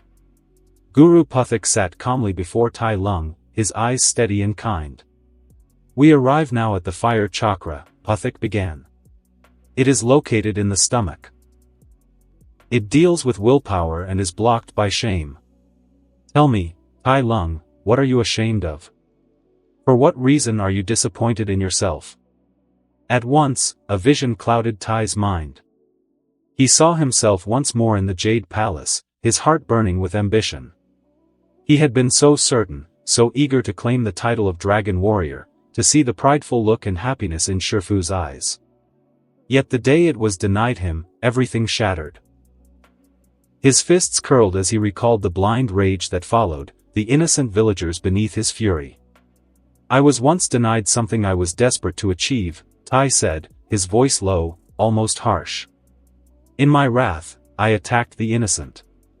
I vented my rage on them and destroyed their homes. Release through destruction was the only thing I knew, what I trained in my whole life. Attack the weaknesses and make the enemy suffer. That's the core of my style, and I turned it on the innocents because I was just angry. Puthik nodded, though his expression was heavy with gravity. And that shame still sits within you. But listen, Tai Lung, balance is not found by burying fault. It is found by accepting it and then striving to make amends, however difficult. Shame weakens will. Making peace with your past strengthens it. Tai Lung's jaw tightened, but then he exhaled. If I go back there one day, I will apologize to those I wronged unfairly. A gentle smile touched Puthik's lips. Good. You have opened your fire chakra. He continued, his voice calm but resonant. The next chakra is air. It rests in the heart, dealing with love, and it is blocked by grief. Tai's eyes unfocused as memories swept through him. He saw the old world, the Jade Palace, the animals, and the endless kung fu. 16 years had passed in this strange new land, yet still, he drifted back to what he had lost. I live in this world, Tai whispered, but I do not belong to it. Everything feels wrong to me. I am all alone. Puthik tilted his head gently. Do you not have a family? People whose company you enjoy? People you might even call friends? For the first time, Tai's expression softened into something faintly warm. He thought of his parents, of Tai Li and Mai, and of his loyal crew. The corners of his mouth curved into a small smile. So you have such people, Puthik said, nodding. Then you already have bonds. You belong to this world, Tai Lung. You are not alone. Tai inhaled deeply and released the breath in a slow, steady stream. You are right. I shouldn't linger in those thoughts. I am different but not truly alone. Then let us move forward, Puthik said. The sound chakra lies in the throat. It deals with truth and is blocked by lies. I have never truly considered myself a human. Nor even a bender, Tai replied immediately, his voice full of clarity. I am not like everyone else. I never have been. What I told others was never the truth of what I thought of myself. Puthik's brows lifted in surprise. Then tell me, what do you consider yourself? A faint smile touched Tai's lips. I am a kung fu master before anything else. That is who I am. Everything else comes afterward. Puthik hummed thoughtfully. A new term to my ears. It is foreign to this world, but you can say it is like the root of bending styles without elements, Tai replied simply. The guru gazed at him for a long while before bowing his head. Congratulations, Tai Lung. You have opened another chakra. He wasted no time moving forward. Now we come to the light chakra, located in the forehead. It deals with insight and is blocked by illusion. At once, Tai Lung's mind was filled with an illusion so real it twisted his heart. He was back in the Jade Palace, kneeling before Grand Master Oogway. The ancient tortoise looked upon him with pride. Congratulations, Oogway said warmly, for becoming the dragon warrior. Shifu stood nearby, eyes glistening with joy. Oogway extended the dragon scroll, waiting for Tai Lung to claim it. For a moment, Tai Lung just stared before his paw reached out. He took the scroll and opened it, only to reflect his face in its blank golden inside. Tai Lung stood there staring at himself silently. He lost track of time as his mind kept replaying his first life. Then slowly, he returned the dragon scroll to Oogway before turning to look at Shifu calmly. He said, I know now that was never my destiny. Perhaps in my blind pursuit I lost my true destiny. And that is fine. It took me too long to understand the meaning of the dragon scroll and how I lost Tepa. I lost the moment I stopped believing in myself. Tai Lung smiled as he took a few steps toward Shifu, bowed deeply, and whispered, Thank you for everything. And I am sorry for what I have done, Father. I promise you I will find my new destiny this time. Then, turning to Oogway, he added, I know this was your way of testing me. But I will never find peace if I simply let it go like this. Before hesitation could stop him, Tai Lung's fist lashed out. His strike thundered against Oogway, sending the master flying. The illusion shattered. Tai opened his eyes in the cave and laughed, a raw, unrestrained sound. That felt good, even if it was just an illusion. Puthik stared at him strangely. He had not seen the vision itself, but he could feel the ripple of Tai Lung's chi, the emotions radiating from him. Whatever had occurred had been steeped in violence, yet somehow, impossibly, the chakra had opened. When Puthik's senses returned, he found Tai Lung watching him silently, waiting. With a soft chuckle, the guru reached for the familiar bowl of onion-scented soup and extended it. Tai took it with a smirk, drinking deeply. You should come out of seclusion and taste real food for once. Puthik laughed quietly. Puthik continued, the final chakra, the thought chakra, is located at the crown of the head. It dealt with cosmic energy and was blocked by earthly attachment. Tai Lung paused at that and said, that's not possible. Puthik replied, you must let go of it all if you want to open the final chakra and achieve inner peace. Tai answered, aside from the people who I know and I met in my life, my greatest attachment is my own kung fu, my training, and my skills. If I let go of all that, what is left of me? Puthik replied calmly, everything has an end. You need to learn that losing something is not the end. Tai shook his head. Losing something is one thing, but letting go of it intentionally is another. The peace you speak of is emptiness. Puthik sighed. If you can't let go of it, you will never open the final chakra. Tai Lung chuckled, relaxed and without an ounce of worry. It is fine. I am satisfied with the other 6. I want to remain true to myself and my teachings this time. Letting go is not even an option. Puthik sighed again and said, I didn't mention earlier that the process can't be stopped once it starts. If you don't complete it now, then you will never open the 7th chakra. Tai Lung paused at that. As far as he knew from the Jade Palace's teachings, inner peace took time and was achieved gradually, not in a single step. After a moment of contemplation, he said, I believe inner peace can be achieved in different ways. Maybe your method is not fully suitable for me. Puthik sighed. You have experienced the opening of 6 chakras. Your spirit needs to be ready and accepting. You can't just forcefully open the chakra later on because you tried something else. Tai was silent for a moment, then said, now that I think of it, that is not necessarily true. Puthik looked confused. Tai smiled. Previously, I thought my chakras were opened, but now I can feel 6 of them truly are, while the 7th is half opened, as you put it. Maybe I can force it open. Puthik replied, that's not how it should work. Tai smiled. I am a kung fu master. I don't fully conform to the laws of this world. He sat again, cross-legged. He began rotating chi in his body like he used to.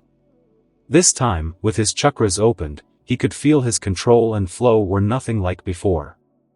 The last chakra was the clog of his body. Tai focused all of his chi and forced it into flowing through the 7th chakra.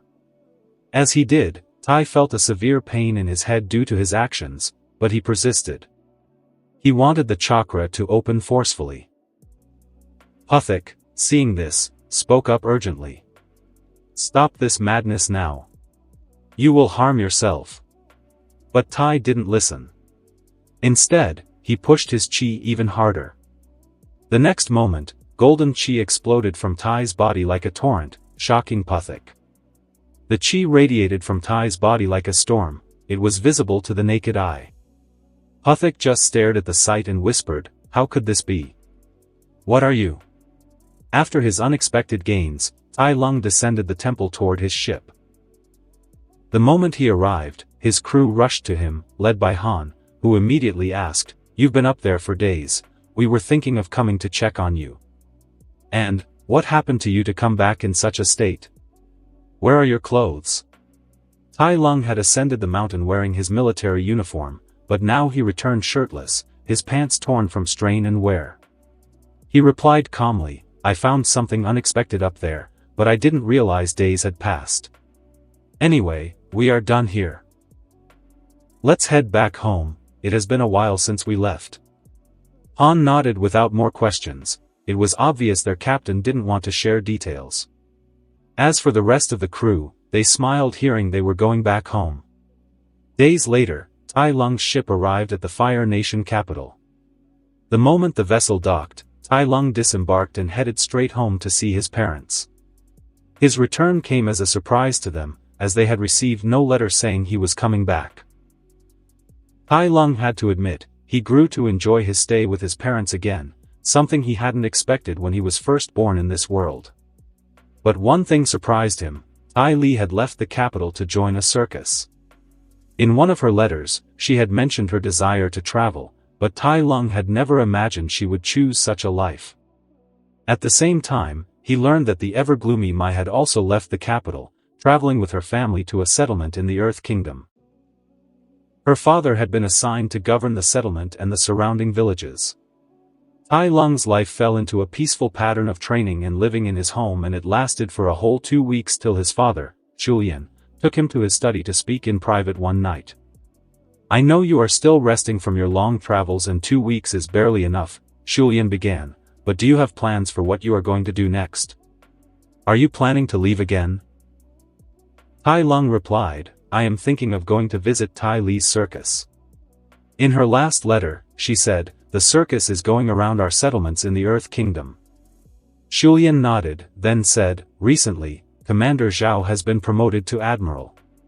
Right now, he is mobilizing the army. He is going to lead our forces to invade the Northern Water Tribe." Tai Lung had met Commander Zhao before during his travels. In his eyes, Zhao was incompetent and arrogant. Sometimes he wondered how the man had ever been promoted to commander in the first place. To hear that he had now become an admiral was an even greater surprise. After some silence, Tai Lung said, "Didn't we try to besiege the North Pole multiple times in the past? Every time we failed when the moon rose in the sky. In the end, it was decided that the North couldn't be conquered. What changed this time?" Julian replied, "Zhao has some secret plan, and he's confident it will work." The Fire Lord agreed based on that plan and gave him permission to assemble and lead the greatest fleet to invade the North Pole. Tai Lung's voice turned cold. Knowing Zhao's overinflated ego and incompetence, that won't end well. Julian chuckled. "I admit sometimes I think Ozai doesn't think at all.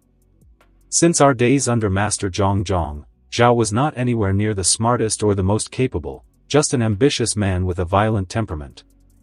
Tai Lung's eyes narrowed. "You know, we can get rid of Ozai and put his older brother in his place. It is better for the sake of everyone." Julian replied ruefully, "Prince Iroh refused that. He said this is not his destiny. Personally, I believe it is the guilt and sadness of losing his son that truly prevents him from becoming the Fire Lord. Iroh of old would not have left the fate of the Fire Nation in the hand of Ozai." Tai Lung asked, "Do you want to take his place?" "To become the Fire Lord, I can make it reality and no one in the world can stop me." Julian blinked, then laughed. "No. I like my position as Admiral. I wouldn't trade it for anything, even the Fire Lord." Then his face grew serious. "Tai, I want you to join the invasion force and go to the north. Many of the men under Zhao had worked under me before. I know them in person and I want them to be safe, to come back to their children and families." He looked at his son with pride as he continued, "I know you hate to fight in war or act as a conqueror, and I am not asking you to start doing that now. But if Zhao does something foolish and threatens the lives of our people, I want you to step in to help them. At the very least, help them retreat safely. Once you are done, you can go visit Tai Li." Tai Lung sighed heavily. "Fine. I will follow this ridiculous invasion." 2 days later, Tai Lung was on his ship heading north to join Admiral Zhao's fleet. As they approached the gathering ships, Tai Lung turned to his crew and said, "Remember, we are not here to join the war. Stay out of it and ignore any orders. Think of this farce as if you are on vacation but chose the wrong spot. And if someone has an issue with you, tell them to speak to me." One of the crew muttered, "Why did we even come here, Captain? Couldn't you just mount some other ship to tag along with the fleet? What's the point if we are just going to watch?" Tai Lung smirked. I want to go to the Earth Kingdom after we are done in the north to visit my fiancée. I naturally need you for transport. The entire crew began booing him for such selfishness. Tai Lung only laughed and ignored the accusing voices. It took them a few days to catch up with the fleet after leaving their home. Once they finally arrived, Tai Lung flew off his ship, heading directly toward the leading vessel, Admiral Zhao's ship.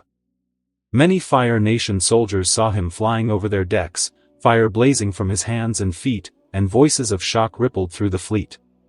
Even the soldiers on Zhao's ship froze in disbelief at the sight of a captain flying through the air with fire bending and landing upon their deck.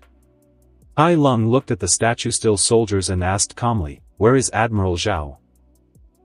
The soldiers quickly led him to the main deck, where Admiral Zhao, General Iroh, and several other high officers were gathered. His arrival drew everyone's attention.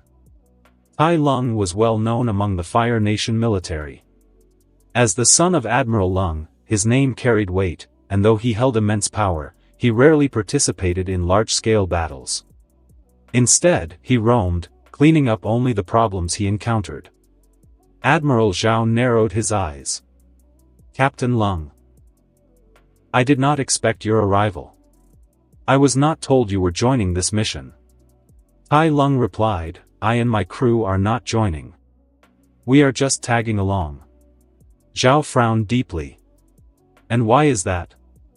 "I am not here to steal your achievement, if that is what you're worried about," Tai said evenly. "I am simply here in case you mess up. If that happens, I'll help our soldiers retreat. Admiral, feel free to treat me as if I don't exist." Zhao's face twisted with rage at the implication. To think Tai Lung was nothing more than a backup plan for his failure. His voice rose angrily. "Did playing the fake avatar get to your head? Do you think you can do whatever you want?"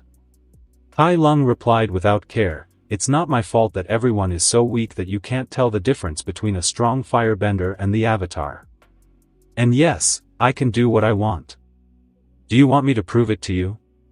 Zhao's face reddened with fury, but he didn't dare refute him. Like many others, he feared crossing Tai Lung. Iroh coughed and stepped forward, raising a calming hand. Now, let's calm down, everyone. We are all on the same side. Captain Lung is here only for assurance and means no harm." Tai Lung's eyes turned toward Iroh. "What is stranger than me being here is you, General. Don't you usually accompany Zuko around? Why did you leave his side? Or is he part of the fleet?" Iroh sighed, while Zhao smirked and answered, "Prince Zuko has passed away. There was an unfortunate accident." Tai Lung didn't show much reaction to the news. He simply said, "You have my condolences, General. I don't want to be rude, but Zuko has always been the unlucky one in the royal family." His words made Iroh sigh again. He didn't mind the blunt words, and in truth, Iroh agreed with Tai Lung's statement. Zuko was indeed unlucky. He didn't deserve such a cruel fate. For the next 3 days, Tai Lung remained aboard Zhao's ship, silent and watchful. He listened to the discussions between Zhao and his officers, their plans, their boasts, and their so-called strategy. At times, Tai Lung would sit with General Iroh for a quiet tea session. The old general's calm and grounded presence was a sharp contrast to Zhao's bluster and boastful stand. This was the peace before the storm. The moment the fleet of Fire Nation ships reached the North Pole, Zhao wasted no time in barking orders. The massive armada plowed through the outer ice fields guarding the Northern Water Tribe's borders. Slowly, methodically, the ships encircled the enemy land, establishing a formidable naval blockade. Before them loomed the tribe's city, defended by a towering wall of ice and a relatively narrow path that led into the city. Zhao's eyes gleamed with ambition as he raised his arm and ordered the first wave of attack. A fleet of smaller, faster catapult ships surged forward. Their task was simple yet ruthless. They launched a ceaseless barrage of flaming projectiles. Harass the defenders. Test their defenses. Keep them occupied until the larger fleet could close in. Standing proudly at the prow of his ship, Zhao watched the assault unfold. His voice rang with smug confidence. This is a good first test. They are hard to stop and will force the water barbarians to show what they have. Decades later, the history will remember the great Admiral Zhao, who ended the water civilization and brought glory to the Fire Nation. Beside him, Iroh folded his hands behind his back and spoke calmly, his words a quiet warning. Admiral Zhao, history is not always kind to people. Don't let your confidence blind you, and you must not underestimate the enemy. You speak of experience, General Iroh. Fear not, I will not repeat your legendary failure at Ba Sing Se. I will make the world remember me for my victory only. I hope you are right, Admiral. For your own sake, Iroh replied. The invasion had just begun and all was going according to Zhao's plans and expectations. The water tribe attacks on the ships were simply not enough to stop the invasion. Even the Avatar unexpected intervention was still not enough. The fleet continued advancing steadily. Through it all, Tai Lung continued to observe silently nearby. He had watched everything unfold silently without care. But deep down, he was thinking to himself, so the Avatar is stronger than I gave him credit for. But more importantly, what is that enormous chi deep in the water tribe city? As daylight came to an end and the moon began to shine high in the sky, the Fire Nation fleet halted its assault. The battle ceased, each side preparing for the confrontation that awaited with the dawn. On Zhao's ship, Tai Lung sat silently nearby while General Iroh warned the Admiral about the danger looming above. If we invade the city and do not finish the battle before nightfall, Iroh said gravely, the moon will be our downfall. Its power is theirs. It will make them undefeatable. Zhao smirked with absolute confidence. Do not concern yourself, General. I am working on a plan to handle that issue once and for all. Tai Lung narrowed his eyes at that. His instincts stirred. Whatever Zhao was planning was no small matter. And yet, another part of him wondered if Zhao truly had a plan at all. The man had never struck him as a clever strategist. That night, Tai Lung walked the deck of the ship alone when his sharp ears suddenly picked up the faint murmur of voices, Iroh's and another quieter one. Tai Lung followed the sound to the edge of the deck and peered down. There, in the darkness, he saw Zuko descending slowly into the icy waters in a small boat. Tai Lung blinked, surprised. So, he lives after all. He shook his head after a moment, turning away. Without a word, he continued his walk to a quiet corner at the back of the ship, where he sat cross-legged, slipping into meditation. At dawn, the sun rose golden over the frozen horizon, and the Fire Nation fleet roared back to life. The armada surged forward, smashing against the walls of the Northern Water Tribe's capital. Soldiers poured into the city, spilling fire across ice. At the same time, Zhao gave orders to unleash massive drills, sending them burrowing beneath the city to burst from under the frozen ground. Tai Lung remained unmoving, still meditating. The sun climbed to its zenith before he finally opened his eyes just in time to see a figure leap onto the deck. The man wore a Fire Nation soldier's uniform, but with strange black spikes on his shoulders. He landed directly in front of Tai Lung. That's not even our uniform, Tai Lung remarked offhandedly. The intruder spun around, startled, only to find Tai Lung sitting calmly behind him. Panic flared in the man's eyes. He screamed, I am Han, the future chief of the Water Tribe. Die, fire scum, and lunged forward with his spear. Tai Lung caught the weapon mid-thrust, yanked it free, and with a casual motion flung the man over the rail and into the icy waters below. He blinked twice, then muttered quietly, that was the future, chief? The Water Tribe is doomed. After a pause, he exhaled while shaking his head and then returned to his meditation. Time drifted on. The distant echoes of battle, the clash of weapons, and the screams of men all faded into the background. When Tai Lung opened his eyes again, night had fallen.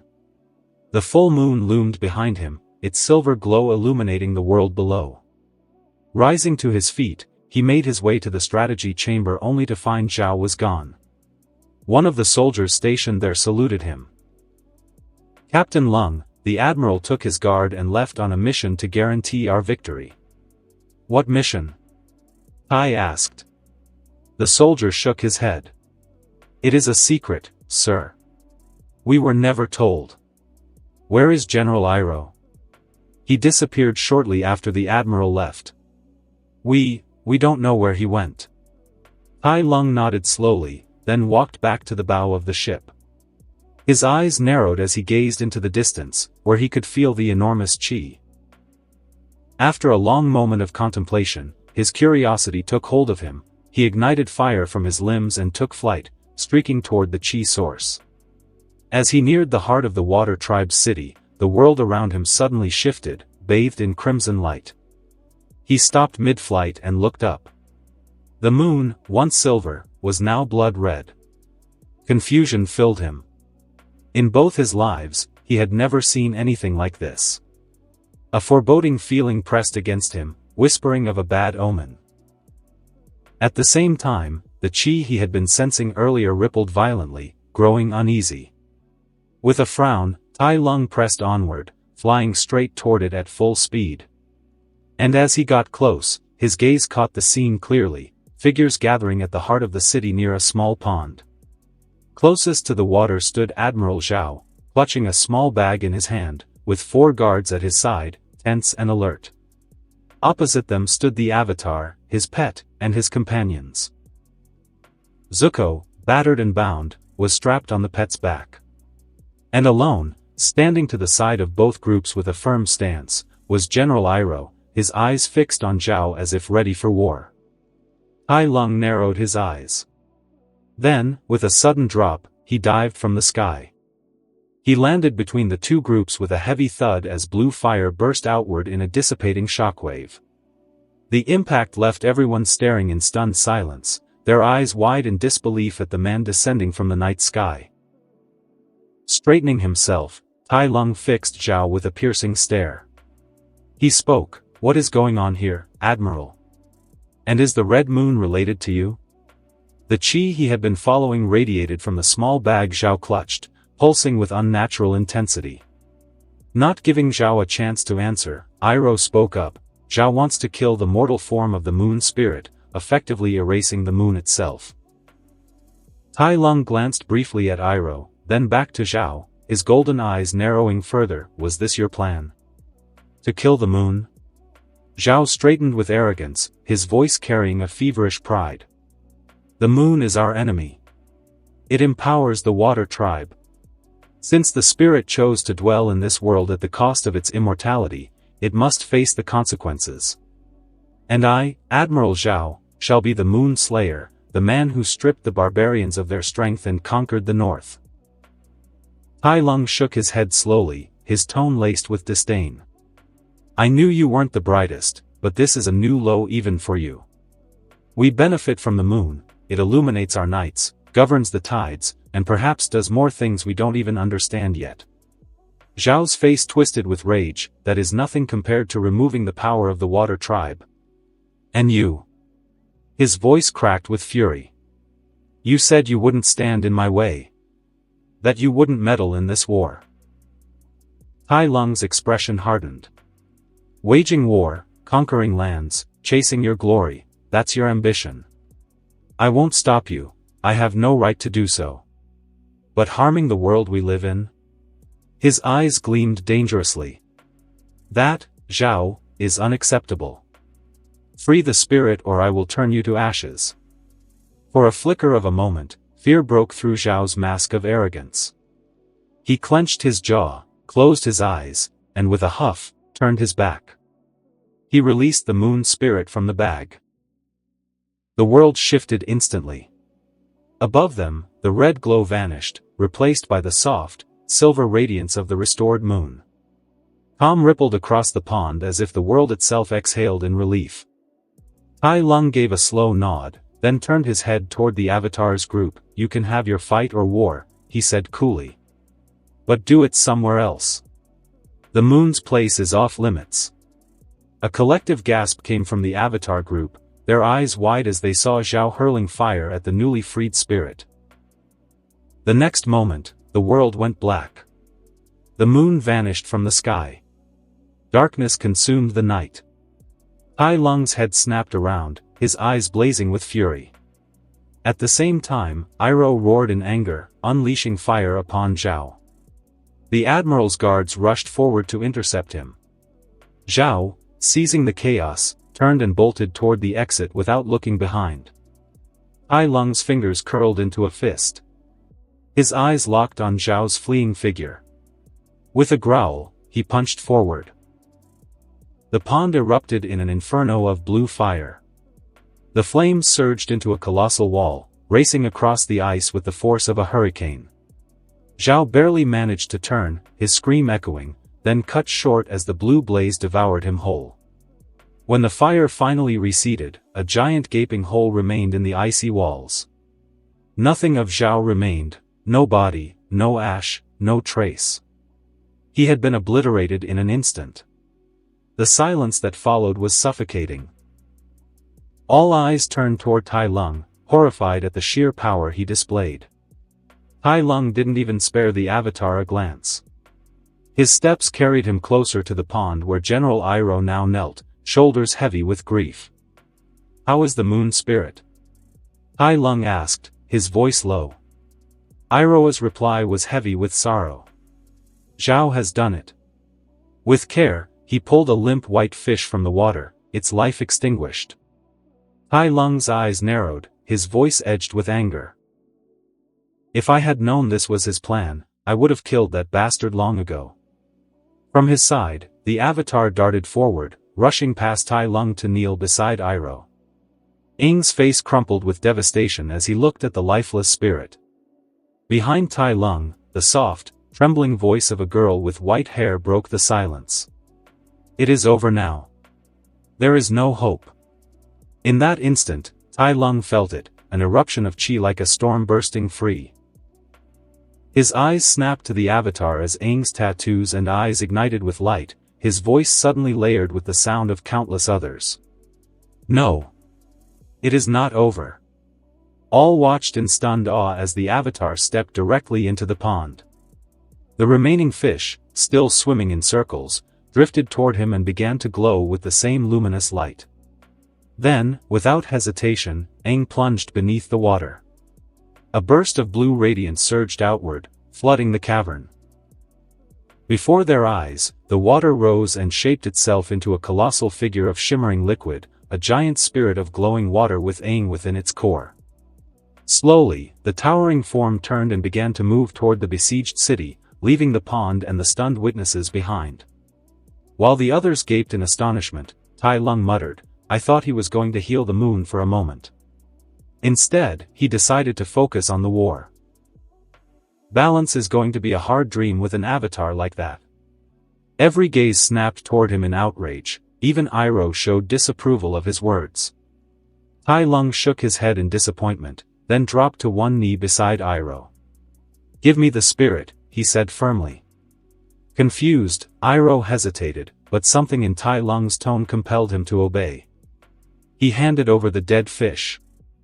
Tai Lung cradled it in both hands, closing his eyes as his body began to shimmer faintly. A warm golden light spread across his body, his breath deep and steady. Slowly, the glow seeped into the fish, enveloping it. With each passing moment, the radiance grew brighter until the cavern was bathed in its brilliance. To the shock of everyone present, the world outside shifted. The night sky, once black and empty, now glowed again, not silver, but with a soft golden illumination, as if the heavens themselves had been touched by firelight. Tai Lung lowered his hands toward the pond and gently released the fish back into the water. The instant it slipped beneath the surface, the golden light dissolved into the world around them. And just as suddenly, balance returned, the sky overhead shone silver once more, and the moon was restored to its rightful place. The spirit fish swam peacefully, whole again. Iroh was the first to speak, voicing what every soul there was thinking. "How?" Tai Lung replied, something I learned to do when I visited an air temple.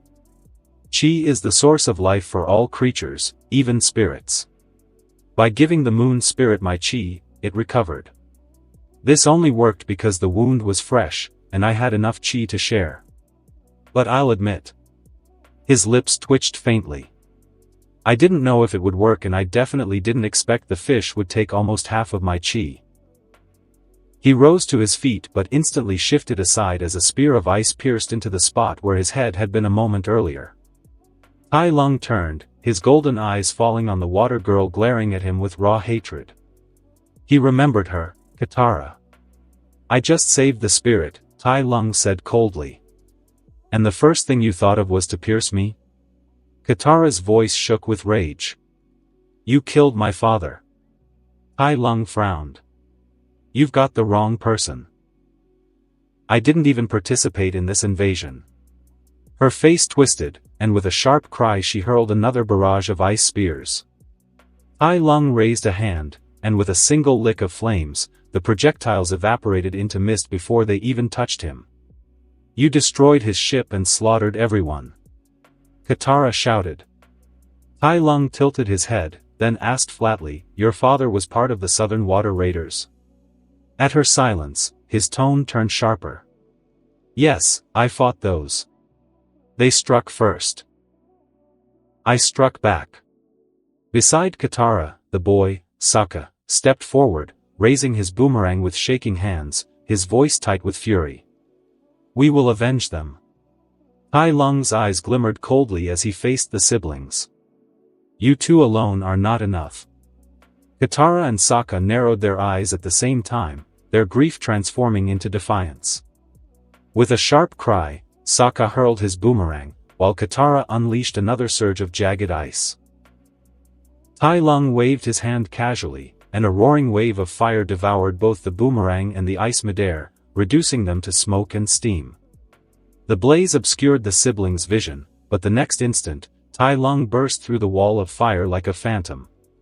One hand gripped Katara's neck, the other clamped firmly around Sokka's neck. Both of his hands radiated an intense heat, not enough to burn their flesh, but enough to sear their skin and fill them with a painful, suffocating discomfort. I can turn you into ashes before you can even move a finger, Tai Lung said, his golden eyes piercing through them. Katara and Sokka's faces twisted between pain and terror as they struggled in his grasp. I am not against seeking revenge, Tai Lung continued, his voice steady and merciless. But at least have the power to do so. If you don't, then this is the outcome. A pointless death. Please. Iroha's voice rang from behind, deep and earnest. They are but grieving children who acted in a moment of anger. Don't hurt them. They don't deserve such a fate. Tai Lung studied Iroh for a moment, then exhaled a low hum and released the siblings. Katara and Sokka collapsed to the ground, clutching their throats and arms where the heat still lingered. I destroyed the Water Raiders' ships and burned some of them, Tai Lung said flatly. But most were imprisoned. As for the missing, they fell into the ocean, their fate unknown. He stepped past the siblings, his voice calm. I don't know who your father is. I didn't catch the name of any of them. He could be free, he could be dead in the ocean, or he could be imprisoned. You can still search for him. And once you confirm his death. His golden eyes flicked toward them briefly. You're welcome to come after me. The siblings stared at him in shock, their grief clashing with the brutal honesty of his words. Tai Lung gave them no more attention. Turning toward Iroh, he said, General Iroh, take your nephew and head straight back to the fleet. With Zhao's death, the invasion has failed. We should be leaving. I will go ensure our people have a safe retreat. Iroh inclined his head slowly. What are you going to do? Tai Lung smiled faintly. You saw the water monstrosity, the avatar merged with the black fish. It will destroy our fleet if left unchecked. I'll put a stop to it. Iroh's eyes widened. That fish is the ocean spirit. You don't stand a chance against it. Tai Lung's smile only grew sharper. I like to challenge myself. Without another word, he launched into the air, his figure streaking with blue fire as he ascended before their eyes, heading straight toward the colossal glowing giant that stalked the city. From above, Tai Lung watched as the watery titan surged through the streets, drowning Fire Nation soldiers with every sweeping gesture. His gaze hardened.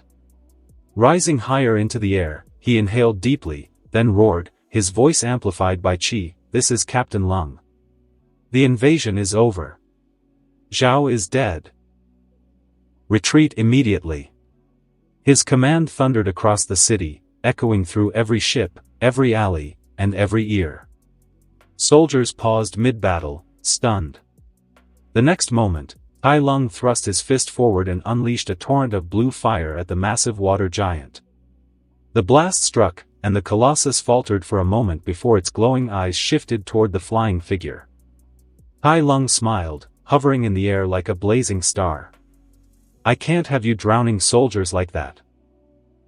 I advise you to go back to the pond." The giant raised its arm, and with a sweep of its hand, an enormous pillar of water surged upward, roaring straight toward Tai Lung. Tai Lung snarled, thrusting his hand forward, and answered with an equally massive pillar of blue fire. The collision shook the city. Glowing water clashed against blue flame, their lights igniting the night sky. The frozen city below was bathed in a storm of blue and white radiance as the duel between Spirit and Master began. And that concludes this episode. If you enjoyed it, I'd seriously love it if you guys could leave a like on the video, as it genuinely helps out so much, and it keeps me going, plus it takes only 1 second. That said, have a wonderful day. See you in the next one.